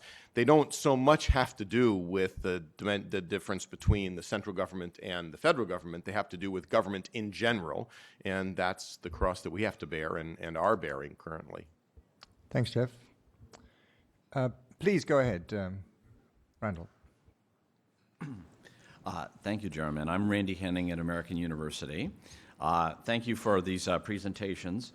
One of the problems that all of these fiscal unions face is the issue of how to deal with sub-federal units in terms of discipline when they become politically dysfunctional, right? And so one of the things that I like about the Franco-German report that we're going to be discussing later today, right, is that it makes the point that risk sharing and central macroeconomic stabilization are essential prerequisites for making the no bailout clause credible, right? And they're prerequisites because it's necessary in order to contain the damage, the collateral damage from a debt restructuring. So my question for you is, I think this is pretty well illustrated, this principle is pretty well illustrated in American history. So my question for you is, in the work that you've done on the United States, what conclusions do you draw as far as how much risk sharing is necessary, what types of macro stabilization at the central level is necessary in order to give sufficient confidence and ability to contain this collateral damage? Well, let me start. I mean, I think that one of the things that I suppose you could say that you can draw and say that there are risk sharing by sectors, and one of the clear ones that you have in the United States and have had since the 1930s is obviously the banking. You have had the FDIC with full federalization of risk, full risk sharing. I think that is a clear prerequisite. You have also since, arguably, even before, but certainly since the New Deal, have had the majority of countercyclical fiscal spending. Recently, in fact, you could argue that because state levels fiscal policies have become increasingly pro-cyclical, that countercyclical fiscal spending is actually almost exclusively in the hands of the federal government, often directly through an additional federal grants to states and things like that. So countercyclical policy is clearly also one where Europe has quite some way to move before it achieves what I think is required to avoid the outcome that Jeffrey was discussing in the last presentation, where you basically leave a significant part of the European Union, or in this case, the Euro area members, in the lurch for well over a decade. So yeah, I mean, the banking sector and the sort of traditional fiscal, countercyclical fiscal capacity are the two main areas, I would say. let me try to give a very different perspective. And my perspective is fundamentally an economic one, not political economy. The moral hazard in fiscal unions is a theoretical notion and is one that is very politically salient in Europe, as reflected in our Franco-German colleagues' report, but has very little empirical backing. So if you look at the history of the U.S., there have been failures of small local level governments. There have occasionally been failures of state institutions, but they generally have had minimal, at best, externalities on the rest of the nation. In the occasions when they have had large external spillovers, looking back at American economic history, it is generally because they have been the result of large economic shocks. Perhaps not uniform across the country, but substantial, not idiosyncratic shocks. And so, while for political reasons as well as political economy abstract reasons, this discussion, Randy, you're absolutely right to raise it, comes up repeatedly and has been especially prominent in the European design debate. The actual economic justification for wasting a lot of time on it is very vanishingly small. It remains a form of moral hazard that empirically is just not a big issue. And so therefore, while I see a German standing up and walking out with a smirk on his face, which is what usually happens when Germans are confronted with empirical data, but the fact remains that we, even though my Franco-German friends, as we'll discuss this afternoon, feel the need to give something to the discipline types, that ultimately was not the problem in Europe. If we look back at the crisis, it wasn't a fiscal problem. It was a current account balance problem with insufficient adjustment due to the fixed monetary regime. And capital flows surging out of the so-called creditor countries, who then did not take their fair share of the losses for having put that money out there. Now again, from a political economy view, we can say, well, we got to pay lip service and we got to get around it. But we should at least remember that this discussion of sub-federal fiscal follies and moral hazard, if you look at American history, has not been a problem compared to the problems occasioned by regulatory divergences and arbitrage, by insufficient real convergence, by lack of credibility in the various institutions until you had centralization. Two other very quick points. First, I just want to thank Jeff, not just for his excellent remarks, but for rightly inserting what we, at least I certainly, had not given right credit to, which was the progressive movement in time sense and the role of business demands in making for some of these centralized institutions. You're absolutely right that we overlooked that, and that's key. But that, again, reflects the fact that financial investors were not terribly troubled in all cases, or even frequently, by the idea of moving things to the central government. And the final point is, while not everyone who emphasizes the moral hazard at the sub-federal level believes this, many of them do at least imply that you will get better behavior and real convergence, both policy and real economic convergence, if you play the tough person at the center. And if there's one lesson of the Euro's history to date, it's that having rules at the center has done zero to induce real convergence or policy convergence. It has been a very costly failure. And so again, I'm not disagreeing with you for raising it, but I just think it's important that we don't just pass over the idea that this is a fundamental problem. It is a problem facing German and Finnish politics. It is not a genuine economic problem. Can I? Please. Just a perspective. This was on my minor quibbles slide. A perspective from American history. Well, which is that one of the lessons of American history in this context is, in fact, that you can have a monetary union without a fiscal union, as long as you have a credible no bailout commitment. Right? That is a commitment that there's no expectation that the states will be bailed out. That commitment was made credible in the 1840s by the federal government not bailing out the states and territory that were defaulting on their debt. Actually, Mississippi is still in default on its debt, 170 or whatever years later. Yeah, but I think so. I think the way it works in the U.S., as the report has pointed out, is that there are differences in spreads on state debt. So if during the crisis, California was paying 250, 300 basis points more than Massachusetts for its borrowing, the market imposes a certain discipline. It's not the federal government that imposes the discipline. It's the market, and the states can then make their choice. They can decide whether they're going to borrow at this very high rate or impose fiscal austerity as California did.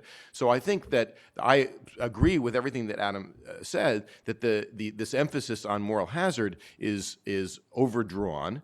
I also think, however, that it can be handled, that concerns along these lines can be handled if the commitment not to bail out the member states, and by bailout I mean simply just throw money at states that are in trouble, is a credible one.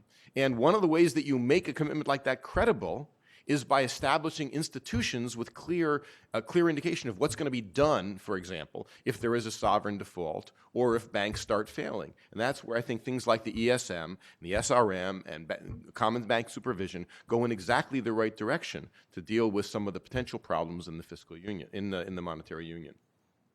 Super, thank you. I think the last word goes to Helge Berger from the IMF, or the last question.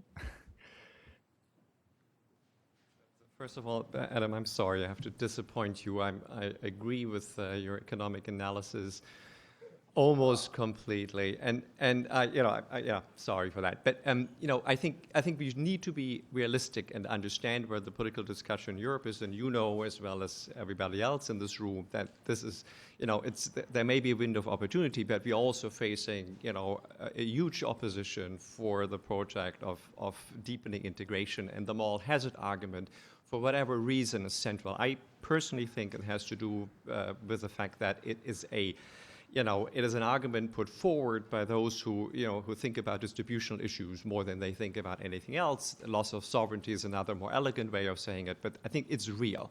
And I think the argument that you have sort of right now focused on the fact that a minimum of risk sharing is a precondition for markets to do their job to enforce fiscal discipline. I think it is crucial.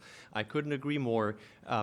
We have done work within the research department at the fund that will sort of make this point and also link it to issues that are well known and understood in, let's say, in the area of deposit insurance, right? They're the same moral hazard issues, but you need a minimum, of risk sharing. So it's an important argument to make. But is there more that we can do?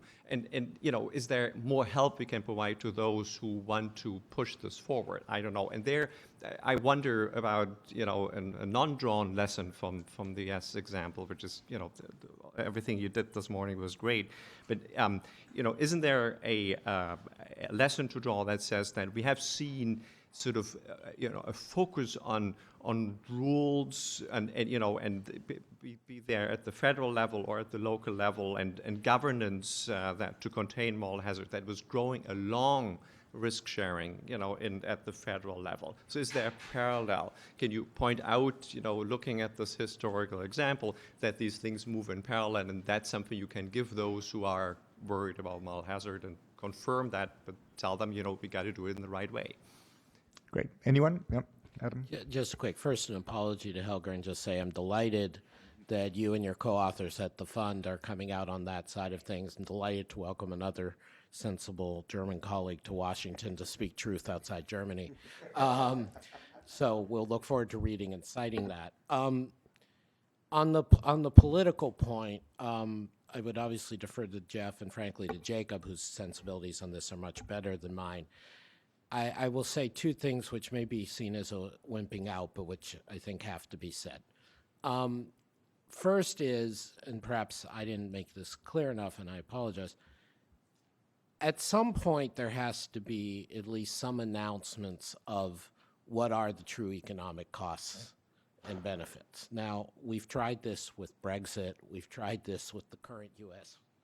federal budget. It doesn't always work.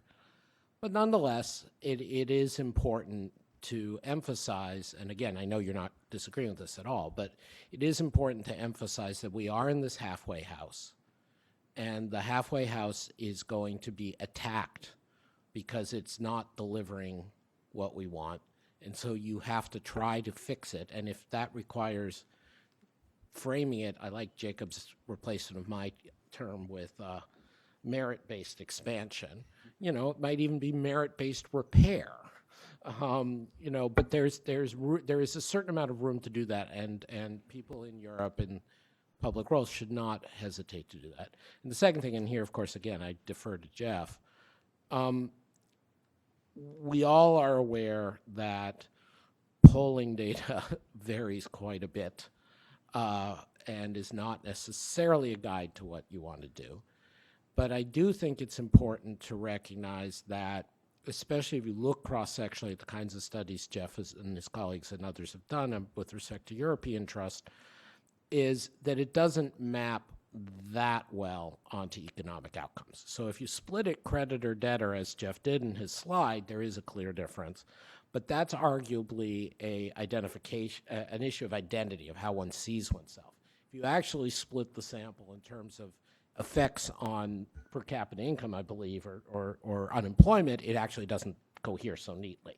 So this is about political identity, as it were, which means, Helga, maybe you're absolutely right, and maybe this kind of aspiration is fanciful because you can't do anything about identity by appealing to economics. On the other hand, it may just mean that there's more room to play on the economic side than on the identity side if you play it right. Great. Thank you so much. It's been a great session. We go straight to the next one, which will be chaired by Adam Posen.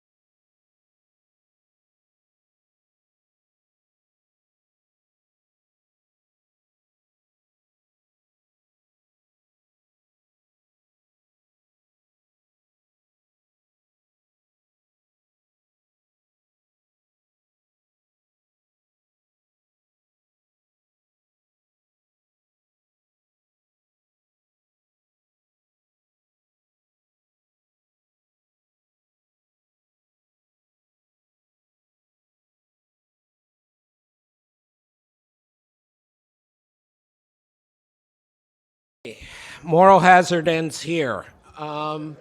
We reconvene. Thank you all for joining us this morning for our Charting Europe's Path Forward.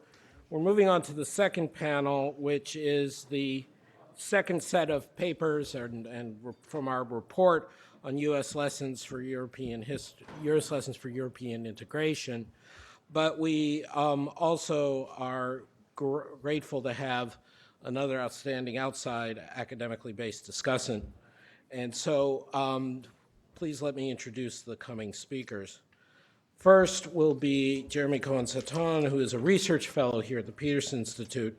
He joined us in September 2016 after completing his PhD in economics at the University of California, Berkeley. This is one of the first times we get to feature his work on our stage, and I'm very glad to be doing that. There is a history of us at the Institute occasionally taking a flyer on someone young rather than waiting till they've been turned totally cynical by government experience and journal publication. Jacob and his subsequent development and integration is a perfect example of that, and we look forward to Jeremie continuing in the same vein. Jeremie's work focuses on monetary and fiscal policy, currency unions. He's done some very interesting work on American economic history and Federal Reserve economic history. He previously worked as an economist at our friends at Bruegel in Europe, the UK Treasury, and at Goldman Sachs. He and I are co-editors, actually, of a book on a totally different subject coming out later this spring on growth models and the slowdown in productivity growth in Asia. But now he will be talking about the real business cycle synchronization issues in the US. That will be followed by our very distinguished, perhaps favorite non-resident senior fellow, Anna Gelpern, who is professor of law as well at Georgetown University. Anna graces us with her presence quite a bit and graces the field of international debt with much as Jeremy introduced Jeffry Frieden, someone who understands actually law and economics. We were blessed to have Gary Huffbauer with us for many years and continue part-time now, who has that unique combination, and Anna as well, but in the area of finance and debt, thinking very deeply. She writes about financial integration, government debt, and regulation. She co-authored the leading law textbook on international finance. She's worked, of course, at the U.S. Treasury. She was an international affairs fellow of the Council on Foreign Relations. She's been an advisor to the IMF and various European commissions. She's very well known for her work on international initiatives on financial reform and sovereign borrowing, and most recently was an expert for UNCTAD, the United Nations Conference on Trade and Development. And she co-authored with Nicolas Veron, who'll be speaking later, our chapter on development of banking union in the US and the lessons from history for the EU. Finally, as I mentioned, we're delighted to have with us as a special guest our discussant, Caroline Fohlin, who is professor of economics at Emory. I first met Caroline when we were both affiliated with the American Institute for Contemporary German Studies, another American institution concerned with Europe. Caroline earned her PhD also from the University of California at Berkeley, and has done extensive work on financial markets and long-run economic development, which makes her perfect for thinking through some of the issues we're talking about here, including two books, Finance Capitalism and Germany's Rise to Industrial Power, and Mobilizing Money, How the World's Richest Nations Financed Industrial Growth. She's currently working on a study of U.S. financial market development, crises, and regulation over the 20th century, and she may be arm twisted into giving us some insights from that work rather than just commenting on our current work. We have, in addition to posting the two reports and associated writings from PIIE, we have put up links to Caroline and Jeff's work on our website for today's event, and I hope you will take advantage of it. So, as usual, we've done our introductions. We'll ask our three speakers to go in sequence as introduced and then turn it over to questions. So first, let me call on Jeremie.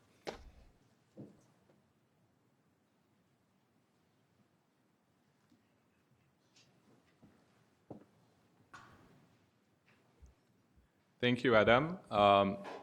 This is joint work with my colleague Igor Gornostai. So here in this paper, we try to document how regional cycles became synchronized over time and provide some evidence for the drivers of that synchronization.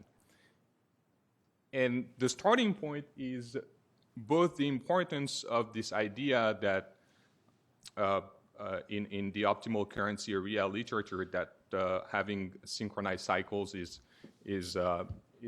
very important for a well-functioning monetary union. And also, as was mentioned before, in the pre-Maastricht literature, there was a lot of comparison between the synchronization of regional cycles in the US versus the synchronization of regional cycles in the European Union. But it relied mostly on post-war data. And so what we were interested in is to see if we could go back further in time and look at those questions over a longer time period. The starting point for, so this is really, I think the constraint on looking backward was a data problem. And so, so here's how the talk is organized. I'm going to talk about data and our contribution in expanding a data set. Then I'm going to talk about the timing of these changes in synchronization, and then I'm going to talk about the drivers. The starting point is a paper co-authored by Gary Richardson and Aileen Park, and I'm glad Aileen could join us today, which I think was the first paper to document, to put together basically a series on real economic activity at the disaggregated level of the Federal Reserve districts for the interwar period. And the advantage of that data is that it's a monthly data set, so it is of high frequency, which means that we can go beyond just looking at the question of convergence. We can actually also explore the question of business cycles. And so this is a graph taken from this paper, where you see the dots are the monthly growth rates for the Federal Reserve District of San Francisco of that retail sales series. And I think there are several things to note. One is that there's a lot of noise. Okay, so you want to remove some of that noise in order to get some information about what's going on. But also that, you know, it fits with our knowledge of what happened during the period, right? I mean, it fits very well. The shaded areas are the NBR recession, so you see that the growth of retail sales declined during the recessionary periods and increased at other times, so the timing fits well. And so that was our starting point. So it was, we're like, okay, this is a great data set that can help us explore how the question of regional cycles during the interwar period. The question we were interested in is, as many changes in the U.S. monetary union happened in the 30s, ideally we would like to have the same data for years after that period and compare how regional synchronization evolved. So that's what we do. We basically managed to expand that data set, that data collection effort, and reconstruct that time series until the early 1960s. In the early 1960s, the collection moves from the Federal Reserve to another agency, and so it then becomes more complicated to reaggregate at the Federal Reserve District level, so that's why we stop in the 1960s. And so here, what we show is basically, so we apply a filter to the raw data in order to remove the noise, and also in order to remove the trends, okay? And so what you see here is what we have for the frequency between 1.5 years and 8 years, I think, which is what is usually defined as the business cycle frequency. The other thing that you see from this graph is that the variance in the series has decreased over time. Okay, so that means that if you want to look at synchronization, you want to correct this measure. You would want to correct this measure for that change in the volatility in the overall series. So to do that, we construct a synchronization index following the work by Kirkegaard. And the first thing we need to do is to find breaks in volatility. So we use the series as a whole to do that, and then just normalize the regional series by these volatility levels for each segment. And then we just calculate the synchronization index on the corrected series. And so this is what we obtain. And so what I would like you to see from this graph is, first, interestingly, what we see in this data set is that synchronization actually increases during the recessions identified by the NBR. Then the other thing that is interesting to note is that the index was lower in the 1920s, and then increased in the 1930s, and then remain, around that same level throughout the rest of our sample.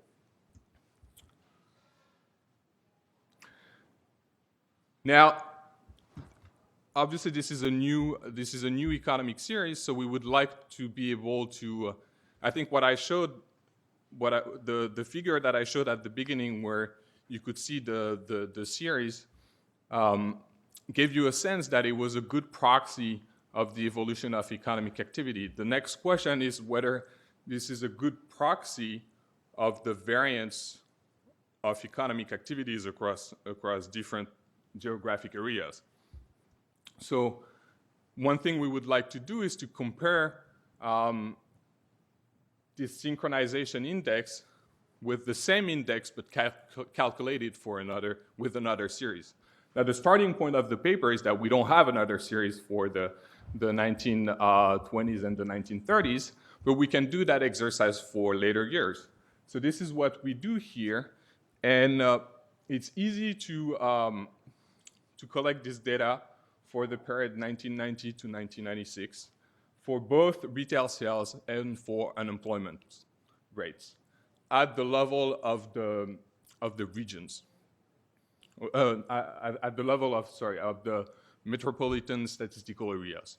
And so what we do is that we calculate the index for retail sale, the synchronization index for retail sale, and we calculate that same index for unemployment to basically check that they give us the same story. And I think that's what you see from the diagram here. In the case of the 1991 NBR recession, the synchronization actually declined. The regional synchronization declined during this recession, and then increases in the recovery. And you see that typically the retail sale index leads a little bit the unemployment index, which is also what you would expect. We do another thing. Actually, it's not in the paper. We did that last week after reading a paper in American Journal, American Economic Journal, Macroeconomics. There was a paper on the evolution of the contribution of sectoral cycles to aggregate cycles. And so we were curious to apply that methodology, the methodology used in this paper, to our own data set. And so what they do is a very simple exercise. They do what is called the principal component analysis. And it's basically a tool to separate the variation into orthogonal components. And here, basically the assumption is that we associate the biggest portion of that variation, the first component, to the contribution of the aggregate cycle. And so if we do that with our data, we see that for the first decade, basically 80% of the variance of the index can be explained by this aggregate component, and that it increased over time. And that in the post-war data, 95% of the variation in the index can be explained by that aggregate component. So I think that tells the same story than the synchronization index that we calculated. So now let me turn to possible drivers. Now, in the literature on the drivers of synchronization, what is often done is that people look at the elasticity of consumption with respect to the elasticity of regional consumption with respect to regional production, and they compare that with the elasticity of regional consumption to regional income and regional disposable income. And based from that, they infer whether risk sharing has increased over time, and they also infer whether the risk sharing comes from market mechanism or from the federal budget. Now here, we cannot do that, obviously, because the only series that we have at the regional level is that retail sale index. So instead, what we do are simple exercises where we try to relate the changes in the synchronization index to some changes in factors that should be related with the amount of risk sharing. So I'm not going to show you all the different results, but the basic finding is that we find that from the regional synchronization index, we can also extract the low frequency components, so the trends in those regional economic activities. And what we find is that those trends in the regional economic activities are related to migration or to changes in the sectoral structure, but they do not seem to be related to the synchronization index.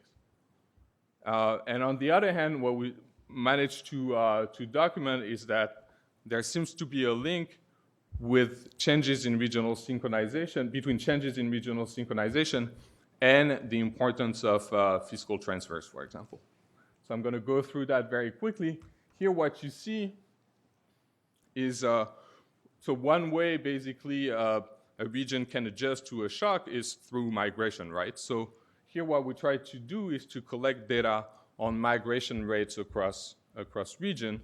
And on the right-hand side, what you see is that economies that are doing better, that have a better trend in economic output, are also the economies that see inward migration. Okay, so that's the relationship that I was talking at the low frequency. But if you try to do that same exercise at the business cycle frequency, you don't find such a relationship. Then, to explore the role of the federal government in providing in risk sharing, here we do something very simple because we don't have data at the level of Federal Reserve districts where we can trace how much transfers they get from one year to another. So here we just look at our synchronization index and how it relates to the size of the government, okay? Or how the change in our synchronization index relates to the changes in the size of the government that we proxy by federal expenditures. And so here what you see is that we find the relationship that you would expect, which is that with the increase in the size of the government was also associated with an increase in regional synchronization.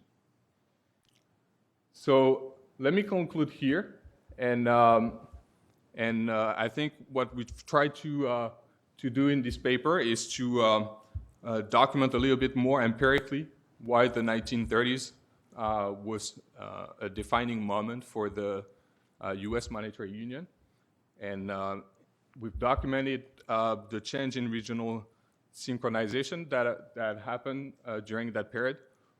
We've provided the first hints to look at the possible drivers of that synchronization. I think a lot more work needs to be done along that, but I think now the data is here, and so I think I encourage you to do some more research using that data. Thank you.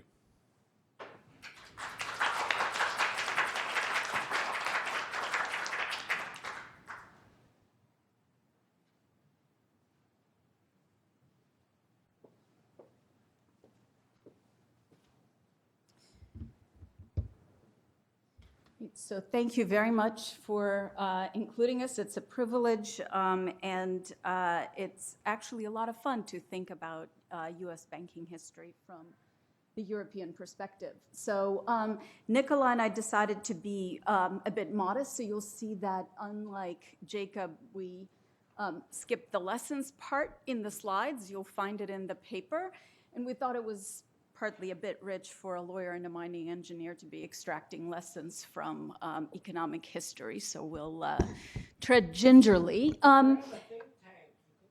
Touche. So this takes me to the next point, which is that this is about big think, right? So it's not that there are no lessons, but rather that the lessons we find are in some combination of big themes and micro hydraulics that you can pick up over 200 some years of U.S. banking history. So in the next few minutes, I'm going to mull a little bit over this concept of a banking union, and because we struggled with definitions, and I think that's substantively important. Quickly give you 200 years of history focusing on the 4 periods that we touched on, and then highlight some of the contrasts we thought were instructive between the US and European experience, and end with what lessons we find.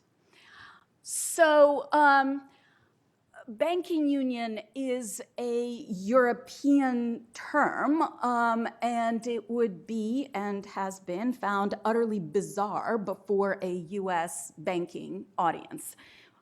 So on the one hand, you look at the United States and you say, well, we have national institutions, national safety net, national regulation. What's not banking union about it? From the US perspective, we have no political commitment to a banking union and a very rich and persistent history of state, federal, and interstate competition in the banking area.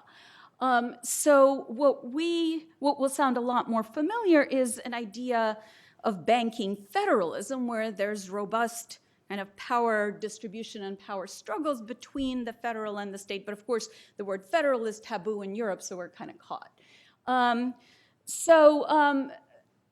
We thought we would look back at US history for periods that seemed particularly rich, that would seem to hold lessons for today's European experience, starting with the 2012 commitment to a banking union. So we looked at the early developments, so pre-revolutionary, sort of through the first and second banks of the United States. Then when the second bank was finally killed by Andrew Jackson and friends, we looked at the development of free banking and the National Banking Act, so post-Civil War. The most sort of active period of institutional development, at least formally, is, of course, the national banking era through the 30s. And then we fast forward to this moment in the 1990s where we finally have what looks like the development of a single banking market in the United States in the formal removal of most geographic expansion restrictions, which didn't come until 1994. And the S&L crisis, the savings and loan crisis that preceded it. Not to talk bad of Hamilton, but one read of the early, that's you don't do that these days, but hey, era, strikes us as a story of Hamilton perhaps overplaying his hand. So I think Jeffrey mentioned this, and Adam and Jacob as well. So there's this idea of, and it's very much in the second report on public credit, which is that the national bank is supposed to be a politically unifying vehicle between national debt and national bank. We are investing the economic elites in the center, and we are creating a robust institutional anchor at the center. Well, of course, what you're also creating is a fat target. And if you do not have, if you don't, squash all the opposition, a lot of people will come shooting pellets at you, which is what happened when of course, the first bank was not faced considerable legal and political opposition, was not reauthorized. Then came the War of 1812, and it turned out, it was a handy thing to have a national bank for purposes of war financing. So we got the second Bank of the United States. But then that too, of course, faced robust opposition from agrarian interests, from state interests, and when those proto-central banks tried to exert power, for example, cash in state banknotes and as a means of credit control, there were a lot of interest groups that were highly troubled by it, and by 1836, they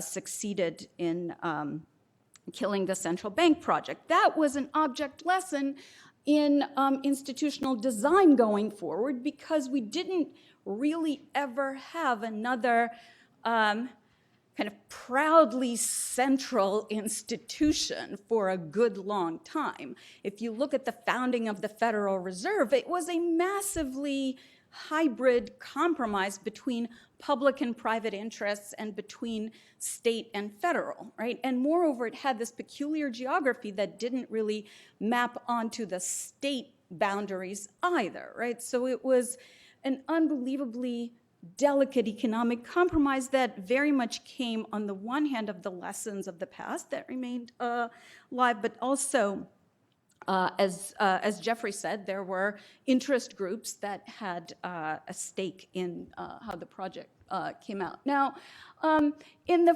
free banking era, so once the second bank dies, there's a bit of a chaos, both in monetary terms and in banking terms. The states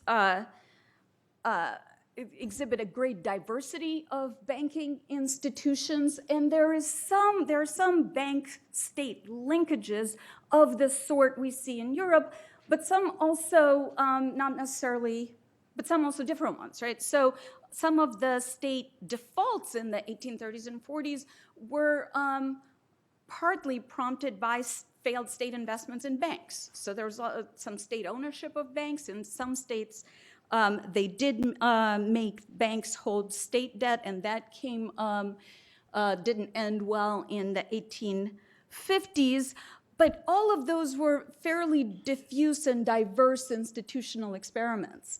The National Banking Act really came out of the need to finance the Civil War. So it was not really a banking move at all. It was a monetary and sort of monetary fiscal political move, if anything.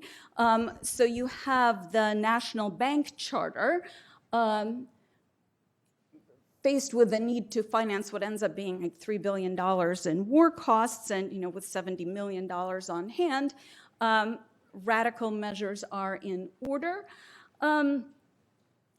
That doesn't go very well. Not many banks take the federal charter, and it takes multiple iterations of a tax on state banknotes to then attract a respectable number of banks to the national charter. The New Deal, which comes in the heels of a spate of bank failures, is another interesting case of experimentation because you have radical reform of the Federal Reserve, which you've already heard about, and the birth of the deposit insurance system, as well as the quid pro quo of federal regulation, which really stays with us and plays a vital role throughout. We could have and maybe should have talked about the Bank Holding Company Act of 1956. And the reason is this. On the one hand, it centralizes oversight of national banks under the Federal Reserve. The national bank holding companies are now overseen by the Federal Reserve. On the other hand, it perpetuates other kinds of fragmentation. Namely, it reinforces geographic boundaries, right? Part of the motive was there were all these holding companies that were trying to essentially arbitrage the lack of a federal regulator for bank holding companies and to get around state restrictions on cross-border expansion. Right? So you couldn't be a bank in Massachusetts and say branch into Illinois, but by golly, you could be a holding company and own banks in both. And famously, Transamerica Company owned all of the West. Prompted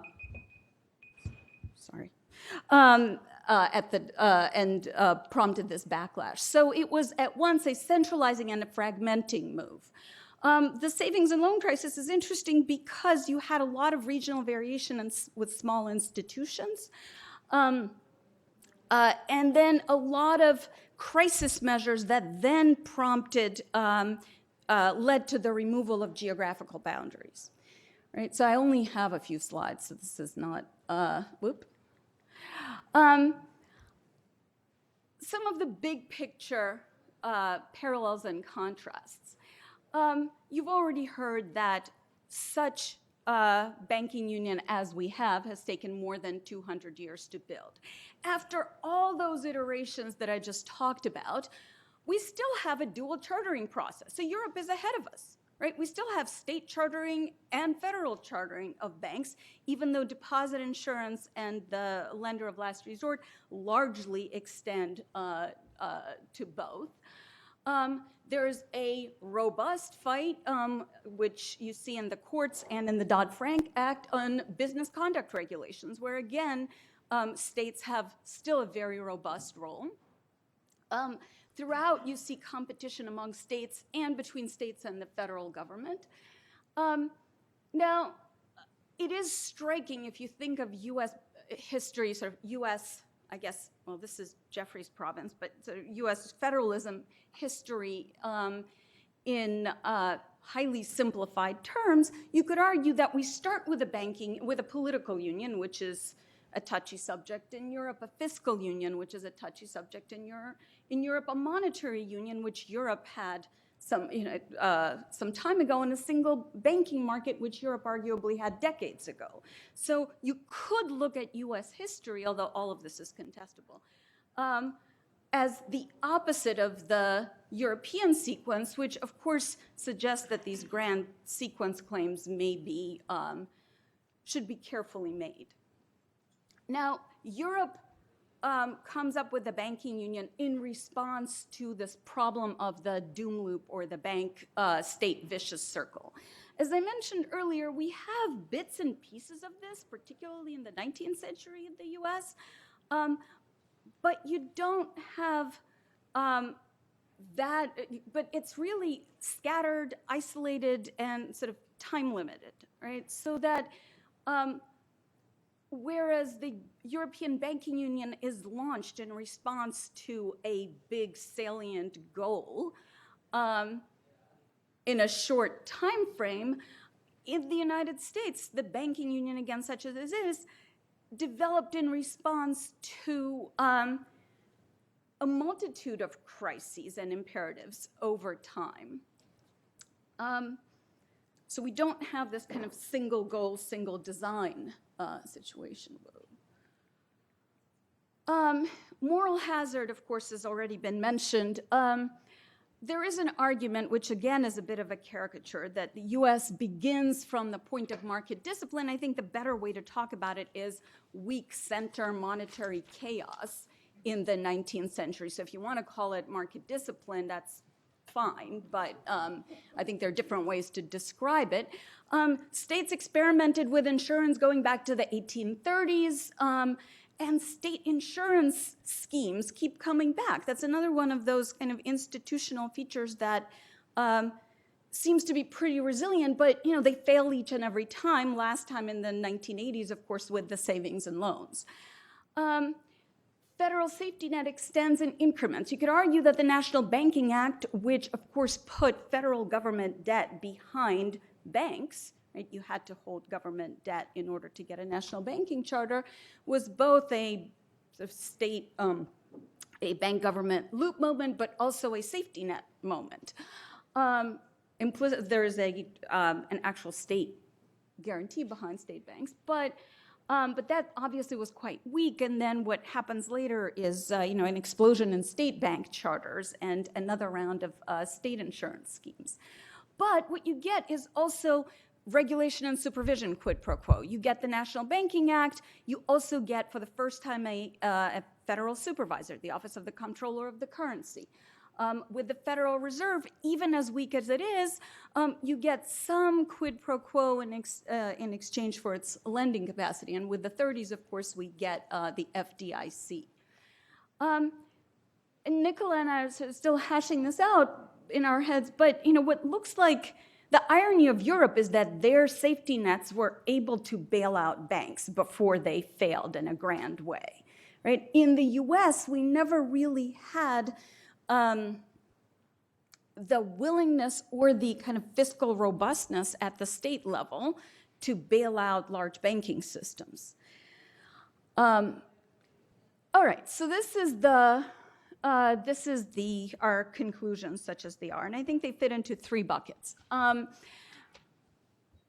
Centralization can backfire. Muscular centralization creates a fat target, and from the political standpoint, but also certain political rigidities and institutional rigidities that then make the project vulnerable to wholesale reversals. That's the first and second bank.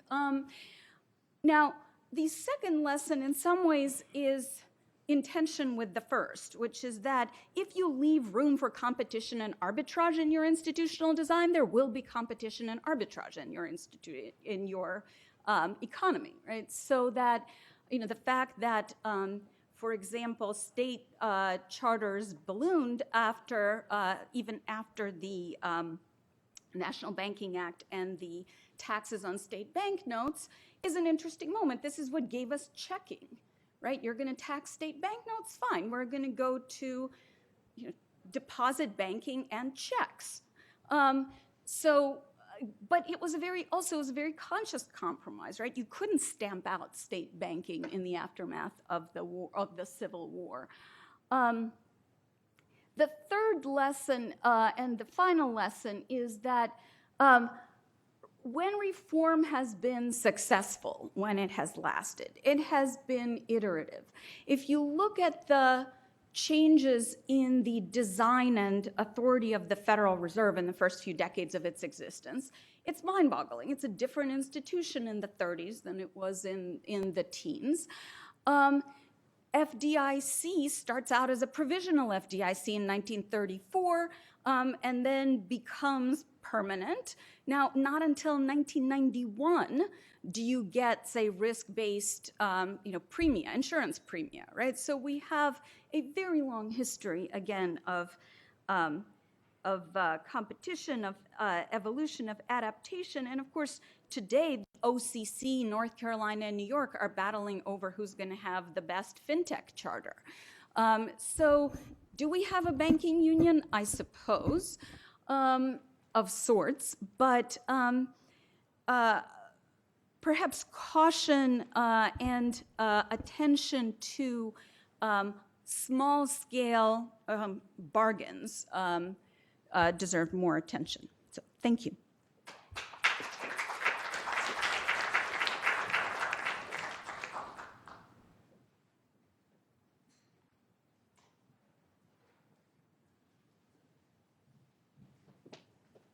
Okay. Hello, thank you for the, thank you for the invitation, Adam. So I enjoyed very much all 212 pages of the 3 chapters that I read, and so now in 12 minutes I'm going to give you my thoughts from my own experience studying the last couple hundred years of American and European financial system development. So that should go well. So let's try to break it down into some themes that we can kind of grasp onto and get a little bit organized, because there is a lot of territory to cover.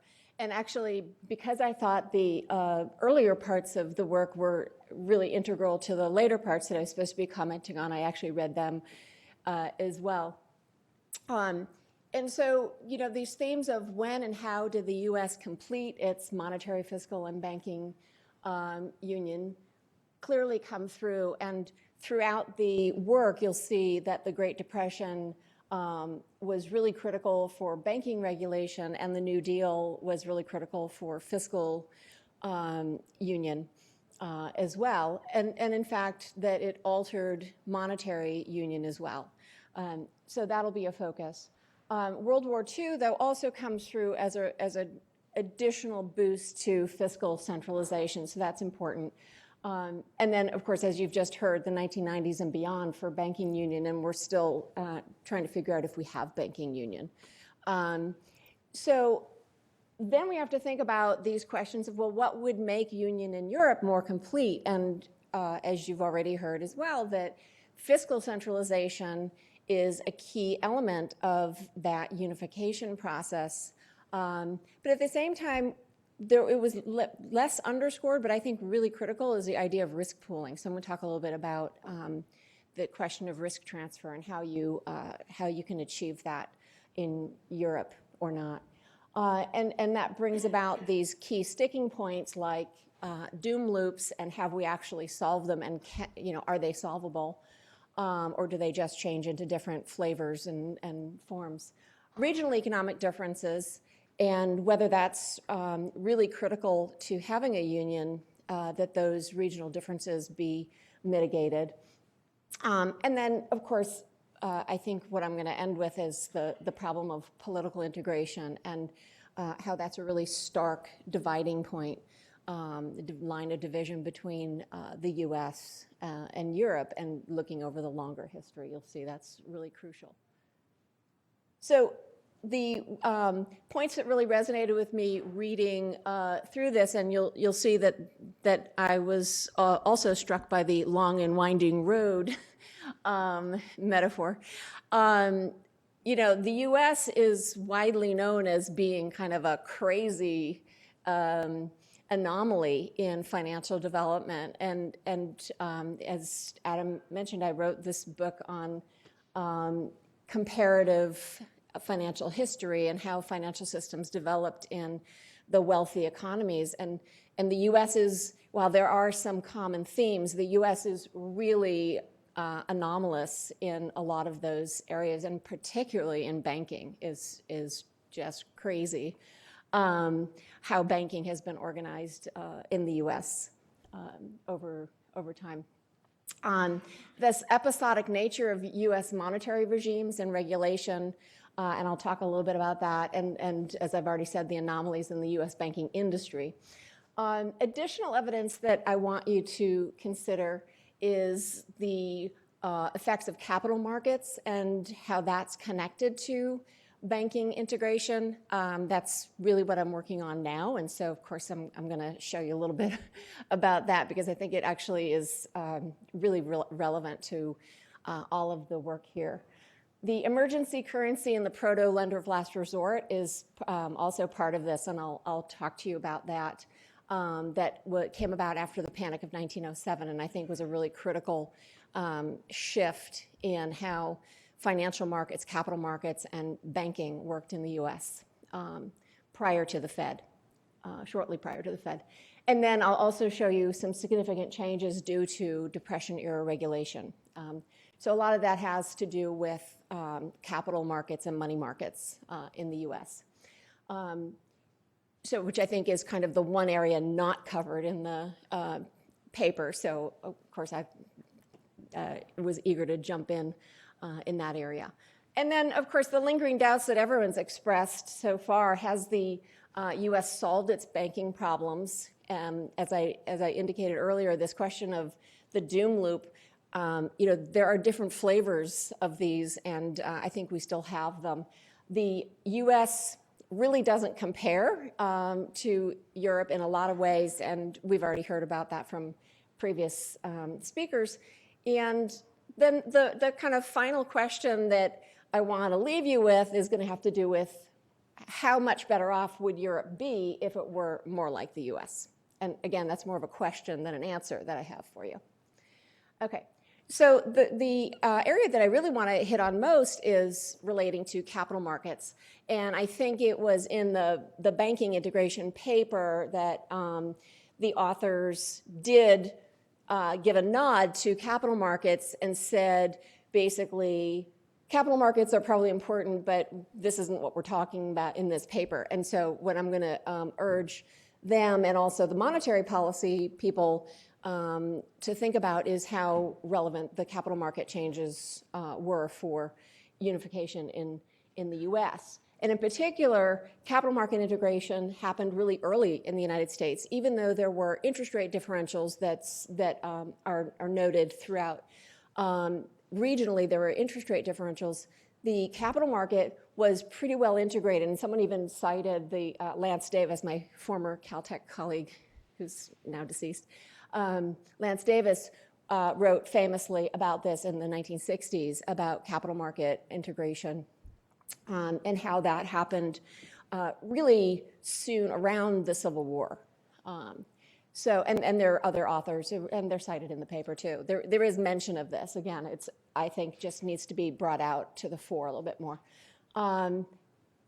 The key point and how this connects to the banking union question is that the country banks in the US, so throughout the country outside of the money center, in particular New York City, would send their funds into New York City through the correspondent banking system. So even though you had a highly fragmented banking system, if you were a merchant and you traveled, you went to New York, you could still access funds in New York because you had a part of this correspondent banking system.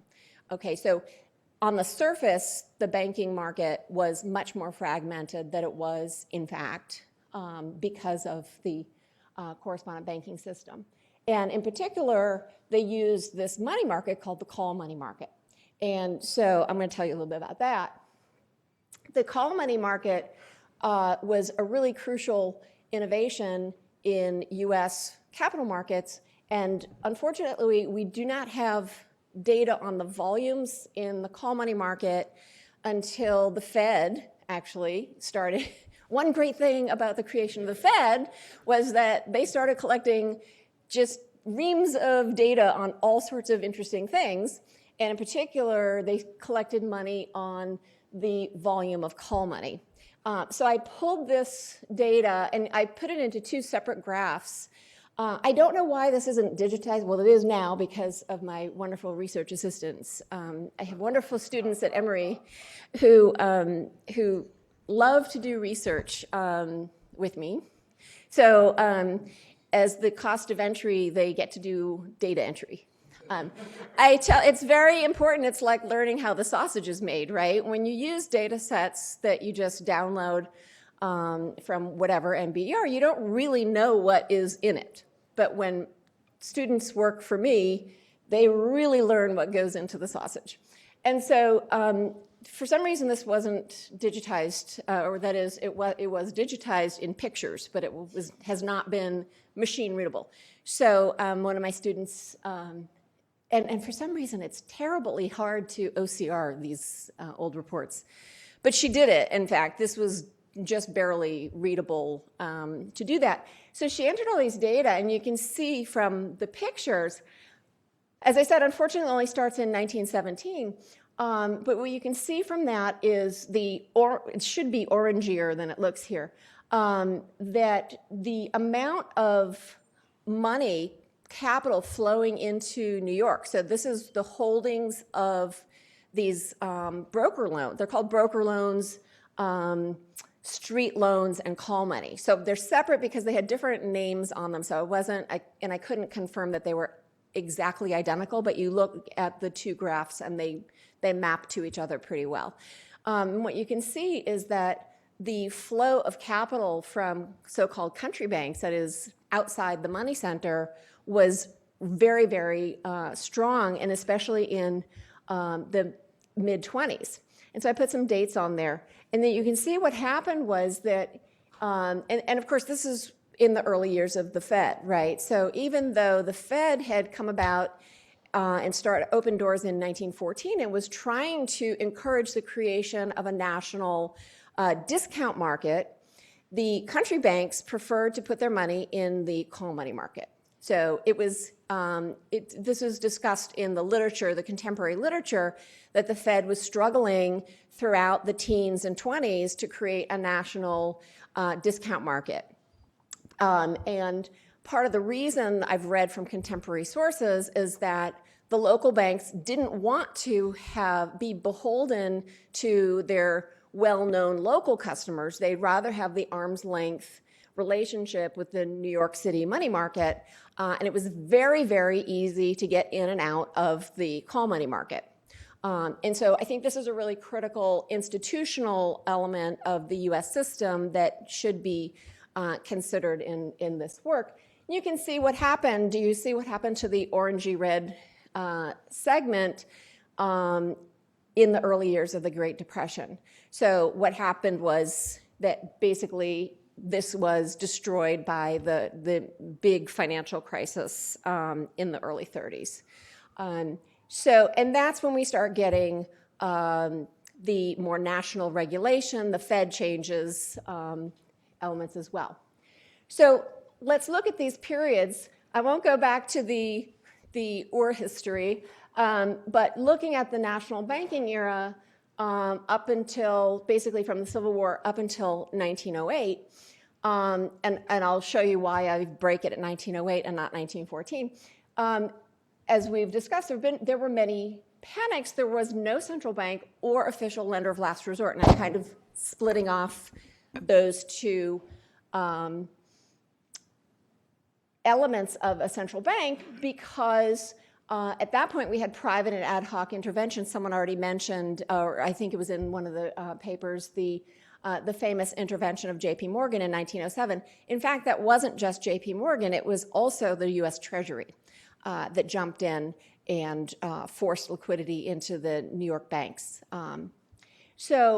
But we did have, at that point, the clearinghouse system, which is a private kind of lender of last resort system, but you had to be a member. Sort of the way you have to be a member of the Fed, and many banks were not leading up to the Great Depression. But we also had this whole shadow banking system known as trust companies in the U.S. At this time. And I mean, they still exist today.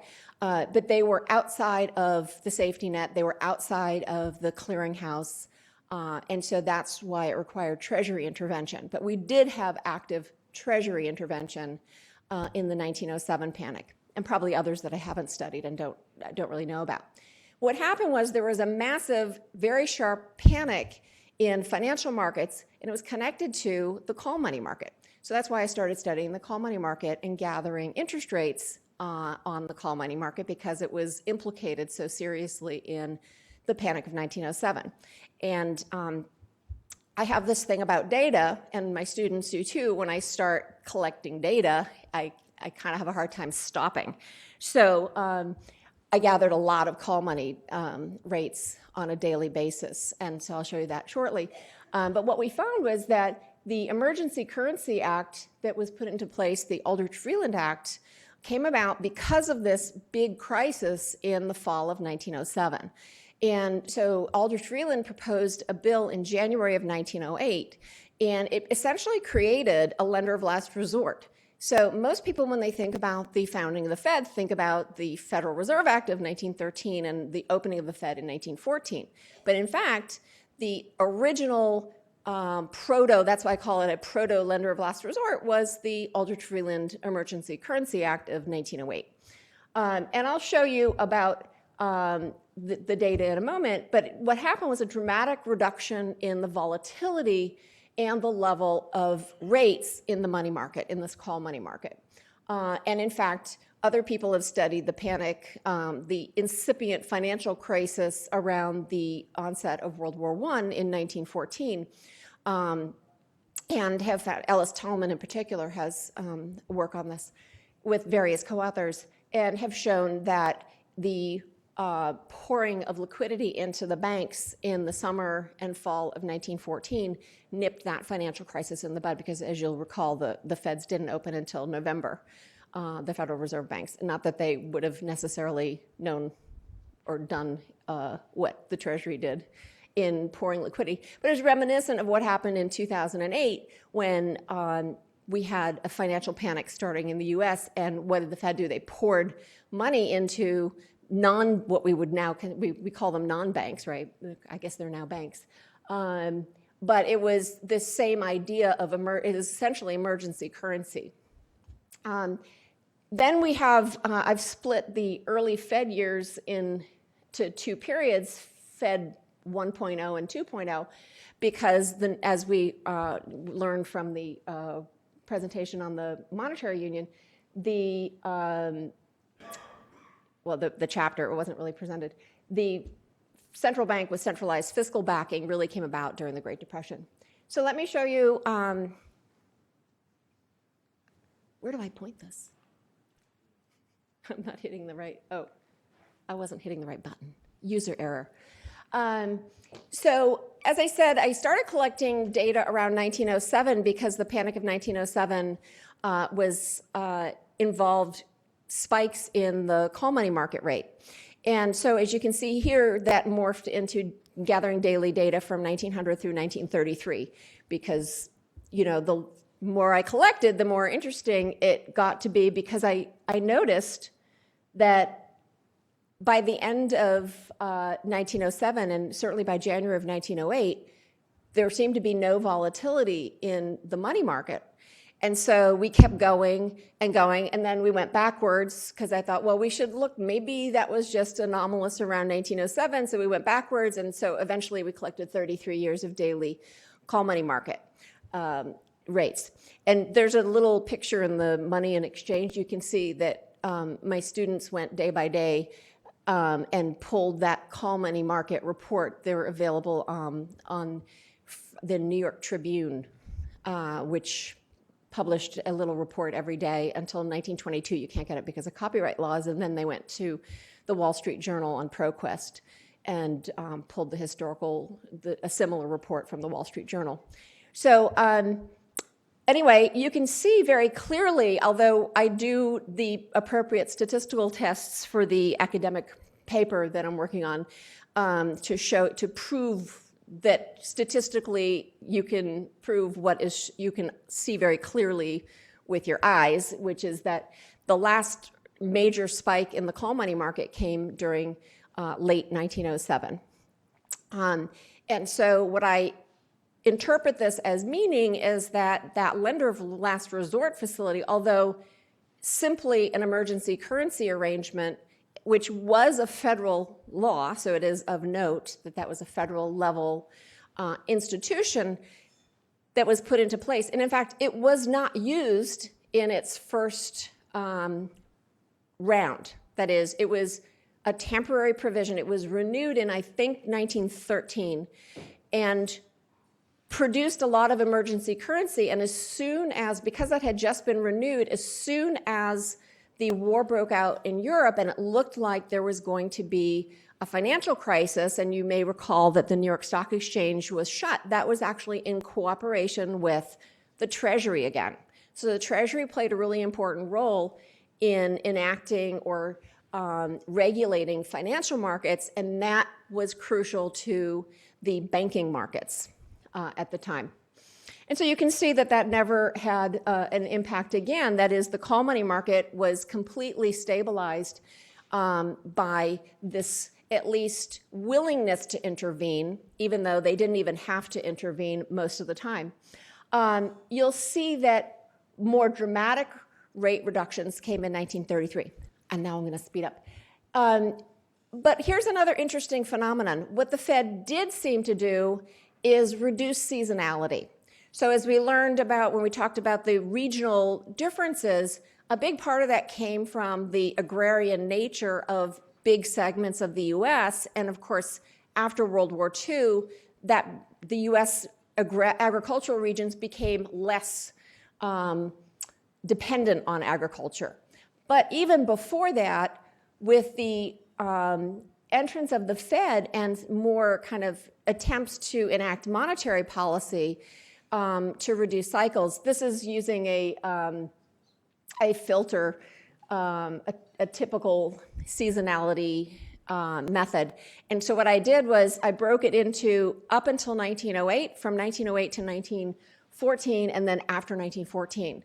So I did it first all together, and it's too smooth, but when you break it into these periods, you can actually see the reduction in seasonality. And so there's a reduction, dramatic reduction in seasonality, again, just after 1907, but you can see when you break it at 1914, there's an even more dramatic reduction in seasonality of interest rates at that time.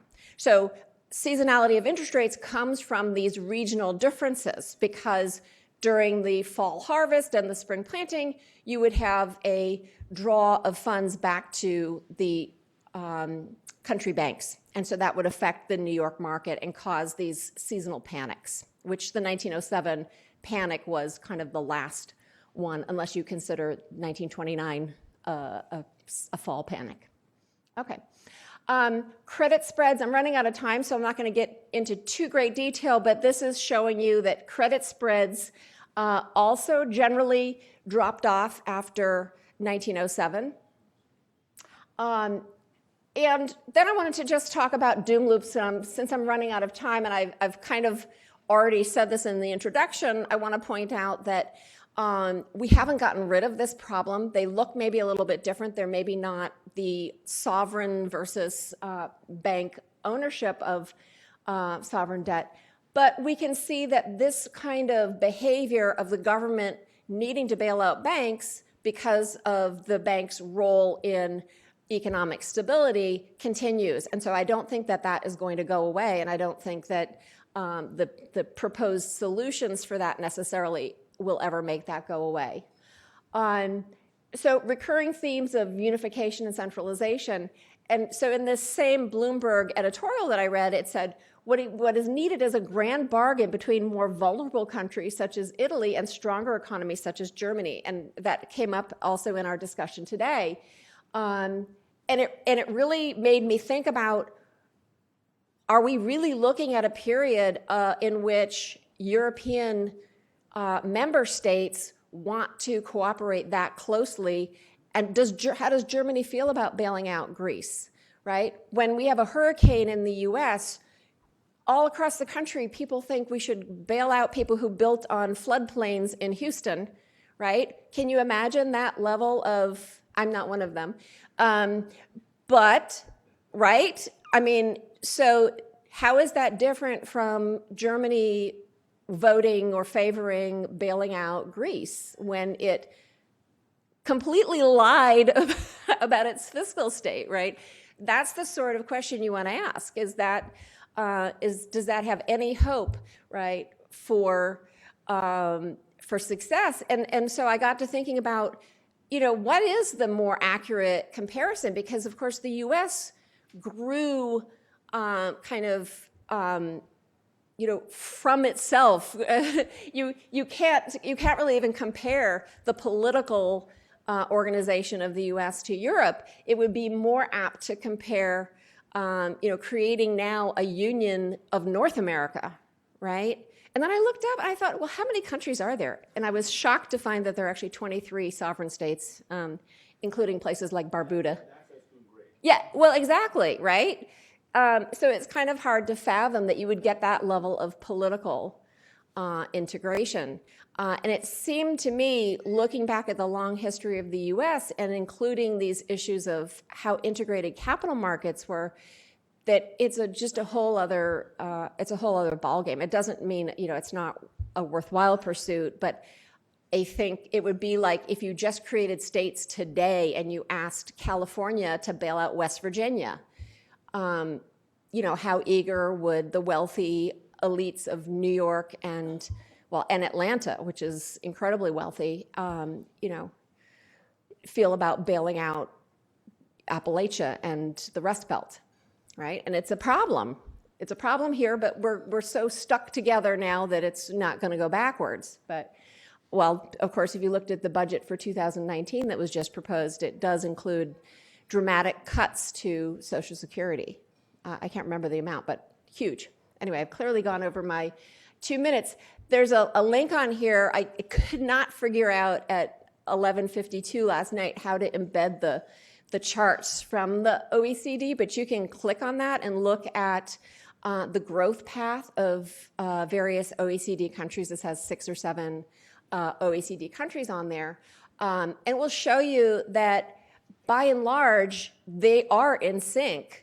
The country, Canada, the US, Germany, they're in sync and they're growing at very similar rates, around 2%. I made a graph back to the 80s, a declining but very similar level of growth in Europe. So what we're talking about in differences between the US and wealthy economies of Europe is pretty small differences. So we have to think about that. And I'll end there.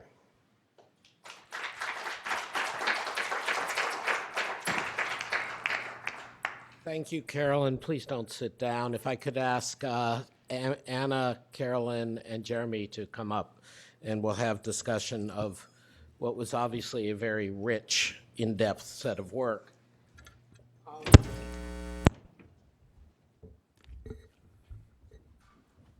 Our friend Jeff Frieden jokingly, self-deprecatingly referred to academic work. And a number of us came up to him at the break and said, please don't deprecate academic work, particularly empirical academic work. That's what we care about and build on. And as you can see from all the work that my 3 colleagues sitting to my left, 2 of them in this volume with co-authors have done, there is a lot of very serious work to get into the nitty-gritty. But this is a Washington audience as well. So I would encourage people to think about questions or comments they wish to raise on the policy side. If I'm not too forward about this, perhaps I could ask if Vice Chairman Honig would be willing to either make a comment or raise a question with his perspective from both the Federal Reserve and the FDIC.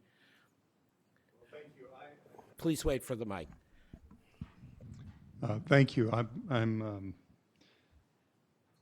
found this very interesting. I guess I would ask the question more broadly, and that is, there was mention of moral hazard. There's a mention of the safety net, and in Europe, I know there are several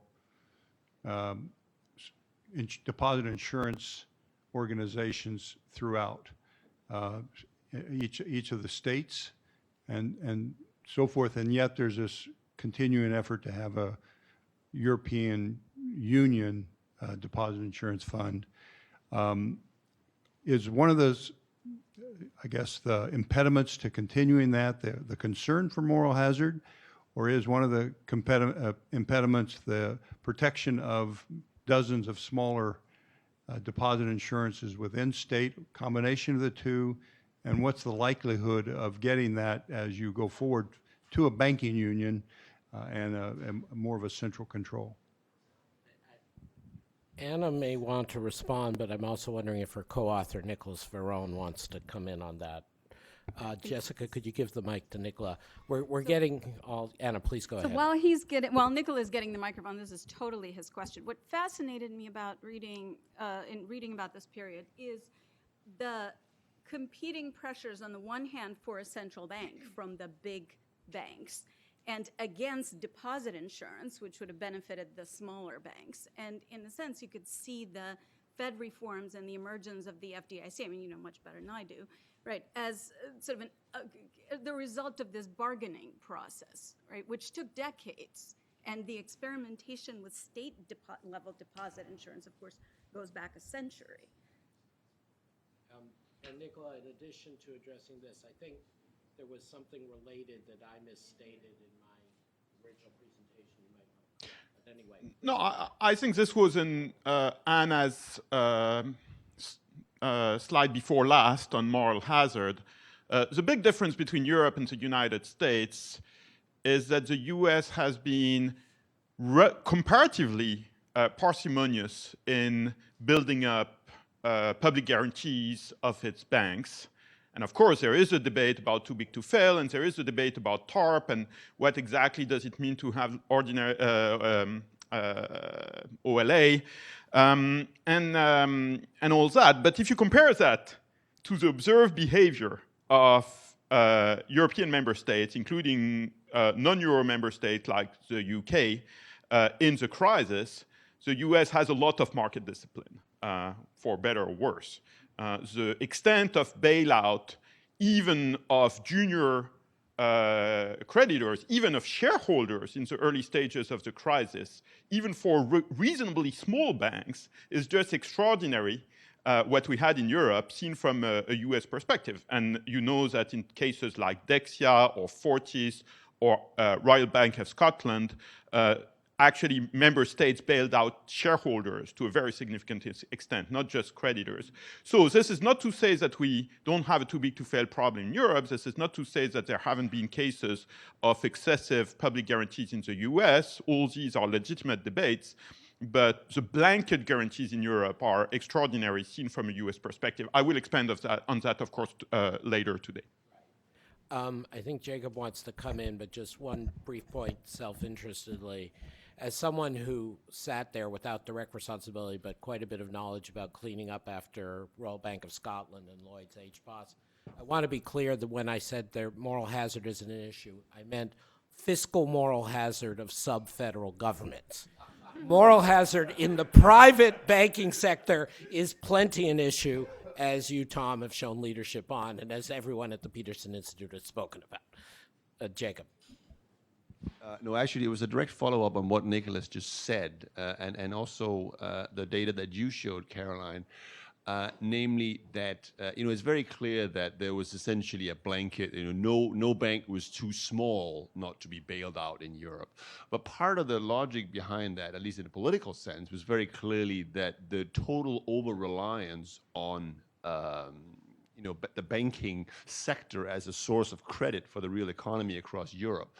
Whereas what you showed is that the capital market integration in the US actually precedes the Fed, but the fact that you did have these this integrated capital market, which was actually, I thought, was remarkably stable throughout the period even of the earlier 20th century, means that the US, as Nicholas just said, can get away with, if you like, being a very parsimonious bank bailer, a bailouter, if you can use that word, I suppose. Router?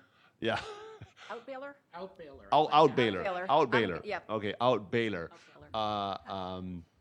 And I suppose one question for you and for the panel, although this perhaps gets slightly beyond the premise of the papers at least, is, well, is there something Europe could learn from this early integration of capital markets as opposed to the banks? Because it's sort of like you can't go to market discipline, true market discipline of the banks unless you have a degree of integration in the capital markets, which the US achieved. Caroline, do you want to add? Okay.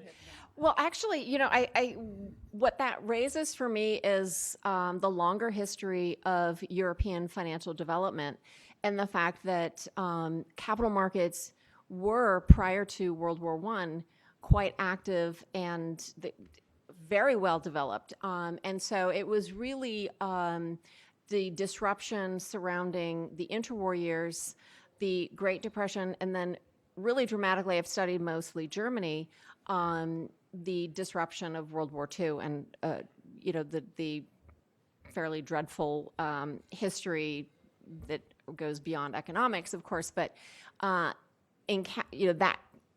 also included a really dramatic destruction of capital markets in Germany, and therefore, as kind of the linchpin of Central Europe, European capital markets. And it's really taken the entire second half of the 20th century, and it's still not, I don't think it's ever gotten back to its peak in the pre-World War I period. So that does raise this issue of what do we do in Europe to promote capital markets and less reliance on banks, which do have such significant moral hazard problems just by definition. I mean, we look at the U.S., right? So I think that's kind of that's where I would point you to look at capital market developments and over the longer history, capital market developments. Could I add a small bit, which is that I really appreciated Caroline's intervention, but I actually thought that you were going to be even more sort of drastic in your criticism of the paper, which partly was our remit, but you focused on money markets, right? But there's, of course, this giant capital markets story, and there is the writing on the interwar period, a terrific Mark Rowe paper that's comparative from the mid-2000s. Turning that into a lesson is tricky because it depends on institutional structure, right? Because you're talking about a world that starts with unit banks and then some, and universal banking models. So I think that if you, in fact, have more robust capital markets development, you're going to face much more, yet more difficult structural reform challenges, right? Sort of structure of financial institutions.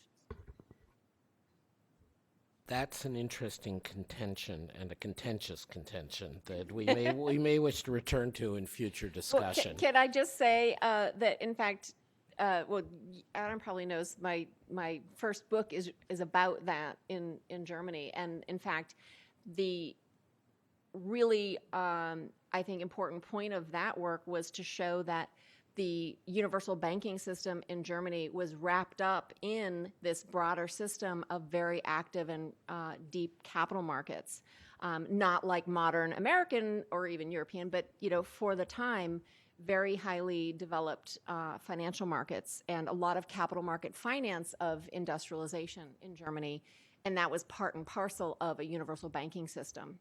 So I want to dissuade people from the start from going to that issue of, well, it's because of universal banking that Germany and continental Europe has trouble with capital markets. Oh goodness, that's not a yeah. Okay, so I misinterpreted what you were saying. But I appreciate Caroline taking my subtle hint. And just to emphasize that, one of the things when one trying to do political economy is we are all trying to do, some professionally, some of us more amateurly, is that if one focuses on empirical institutions and particularly on the labels of those institutions, one can sometimes be misled. And universal banking to me is, in part because I've read Caroline and other people's work, and this has nothing to do with what Anna said, but just it is very misleading. The German banks were much more Universalbanken in the late 19th, early 20th century than they were in the 70s, 80s, and 90s, when they were much more claimed to be universal banks, but really were just banks. But anyway, the gentleman there, if you could go to the back mic, please. Just stand up 3 feet next to you. Thank you. Robert Owen, University of Nantes in France, visiting currently Georgetown. 2 remarks, one with regard to Jeremie's paper. There seems to me a question of endogeneity and causality related to migration and business cycles, and I was wondering to the extent to which you examine that question.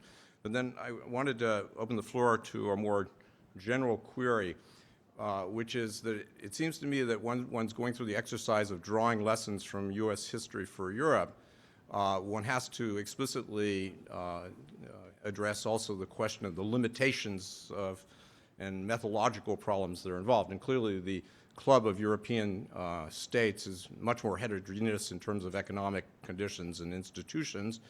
But also today we're faced with globalization, which is also going to impact the insights that we can get in the type of exercise that's being conducted? Thank you. Before Jeremy responds to the specific point, I actually want to push back a bit on that last contention. If you go back to early 19th or even late 19th century U.S., the diversity of per capita income, of industrial composition, of urban density across U.S. states is extremely high. If you go into, I mean, again, you may have the figures better in your head, but the last time I looked at this, if you think about Portugal or Greece today, yes, that is a bigger gap than between West Virginia or Alabama and Northern Virginia. But it's not that, well, Greece it is. But if you go back to pre-World War I, which is the period here that we're talking about, actually the divergences are quite large and quite persistent. So again, this doesn't take away from your broader methodological caution, which obviously we have to take, but if we're going to do comparisons, I think exaggerating the amount of consistency or lack of diversity in the continental U.S. economy in economic history, I think is not the way to go. But Jeremy? Yeah, I think that was also a reason why we really wanted to use the data for the early 20th century, because that was a period where regions were much more specialized, and some of the regions were still mostly agricultural. On the question of causality, I mean, I take your caution. This applies to the different exercises that we did when we tried to look at the drivers. And here we're just trying to get some correlations, nothing more. On migration, for example, you would have expected to see outward migrations from the regions that are doing worse at the business cycle frequency. That's what we were hoping to find or looking for, and we don't see any link which suggests that this adjustment mechanism was not very much used. Do either of our other panelists want to come in on this issue? Well, I mean, this isn't at all my area, but the question of regional specialization and differences, but it just struck me that I recently was reading this, I think it was a UN Observer report that had been circulating online about wealth and poverty in the U.S. and really demonstrating that we have, what's not politically correctly called third world conditions in this country, but they're spread out in different areas. So right now we don't have, the Midwest breadbasket and the industrial New England and the cotton South anymore. That's true.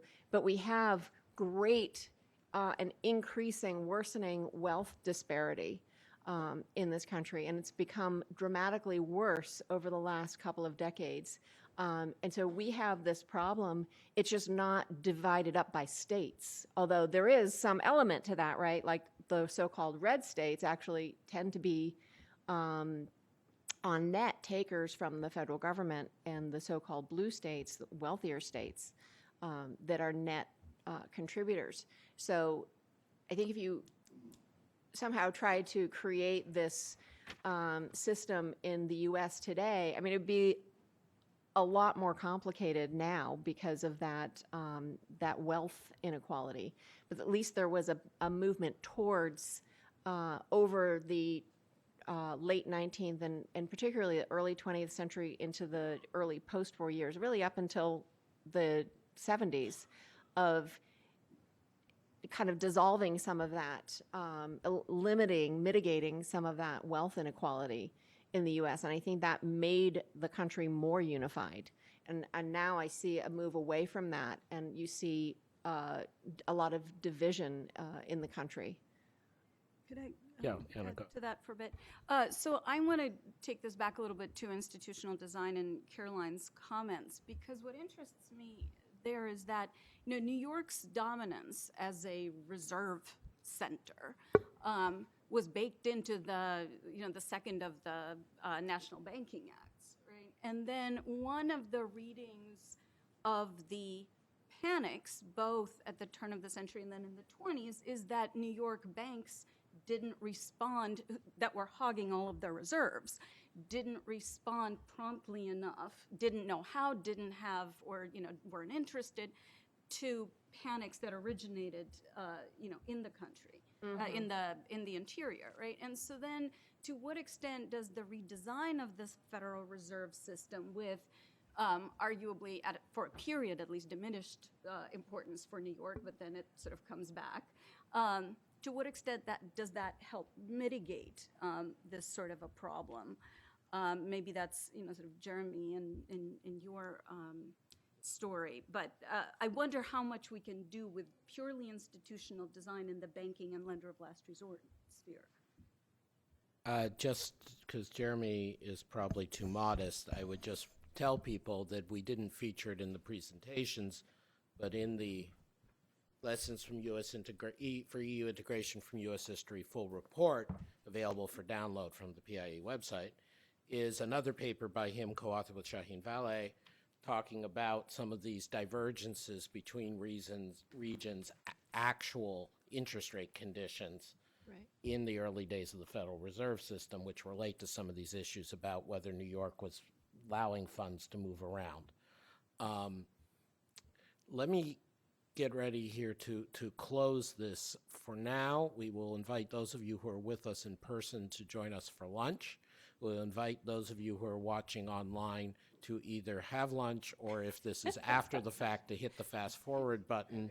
We will reconvene in 15 minutes at 12:40 for our discussion of the fabulous Franco-German report and our comments from the IMF's European Department, Mahmoud Prasad. Thank you very much.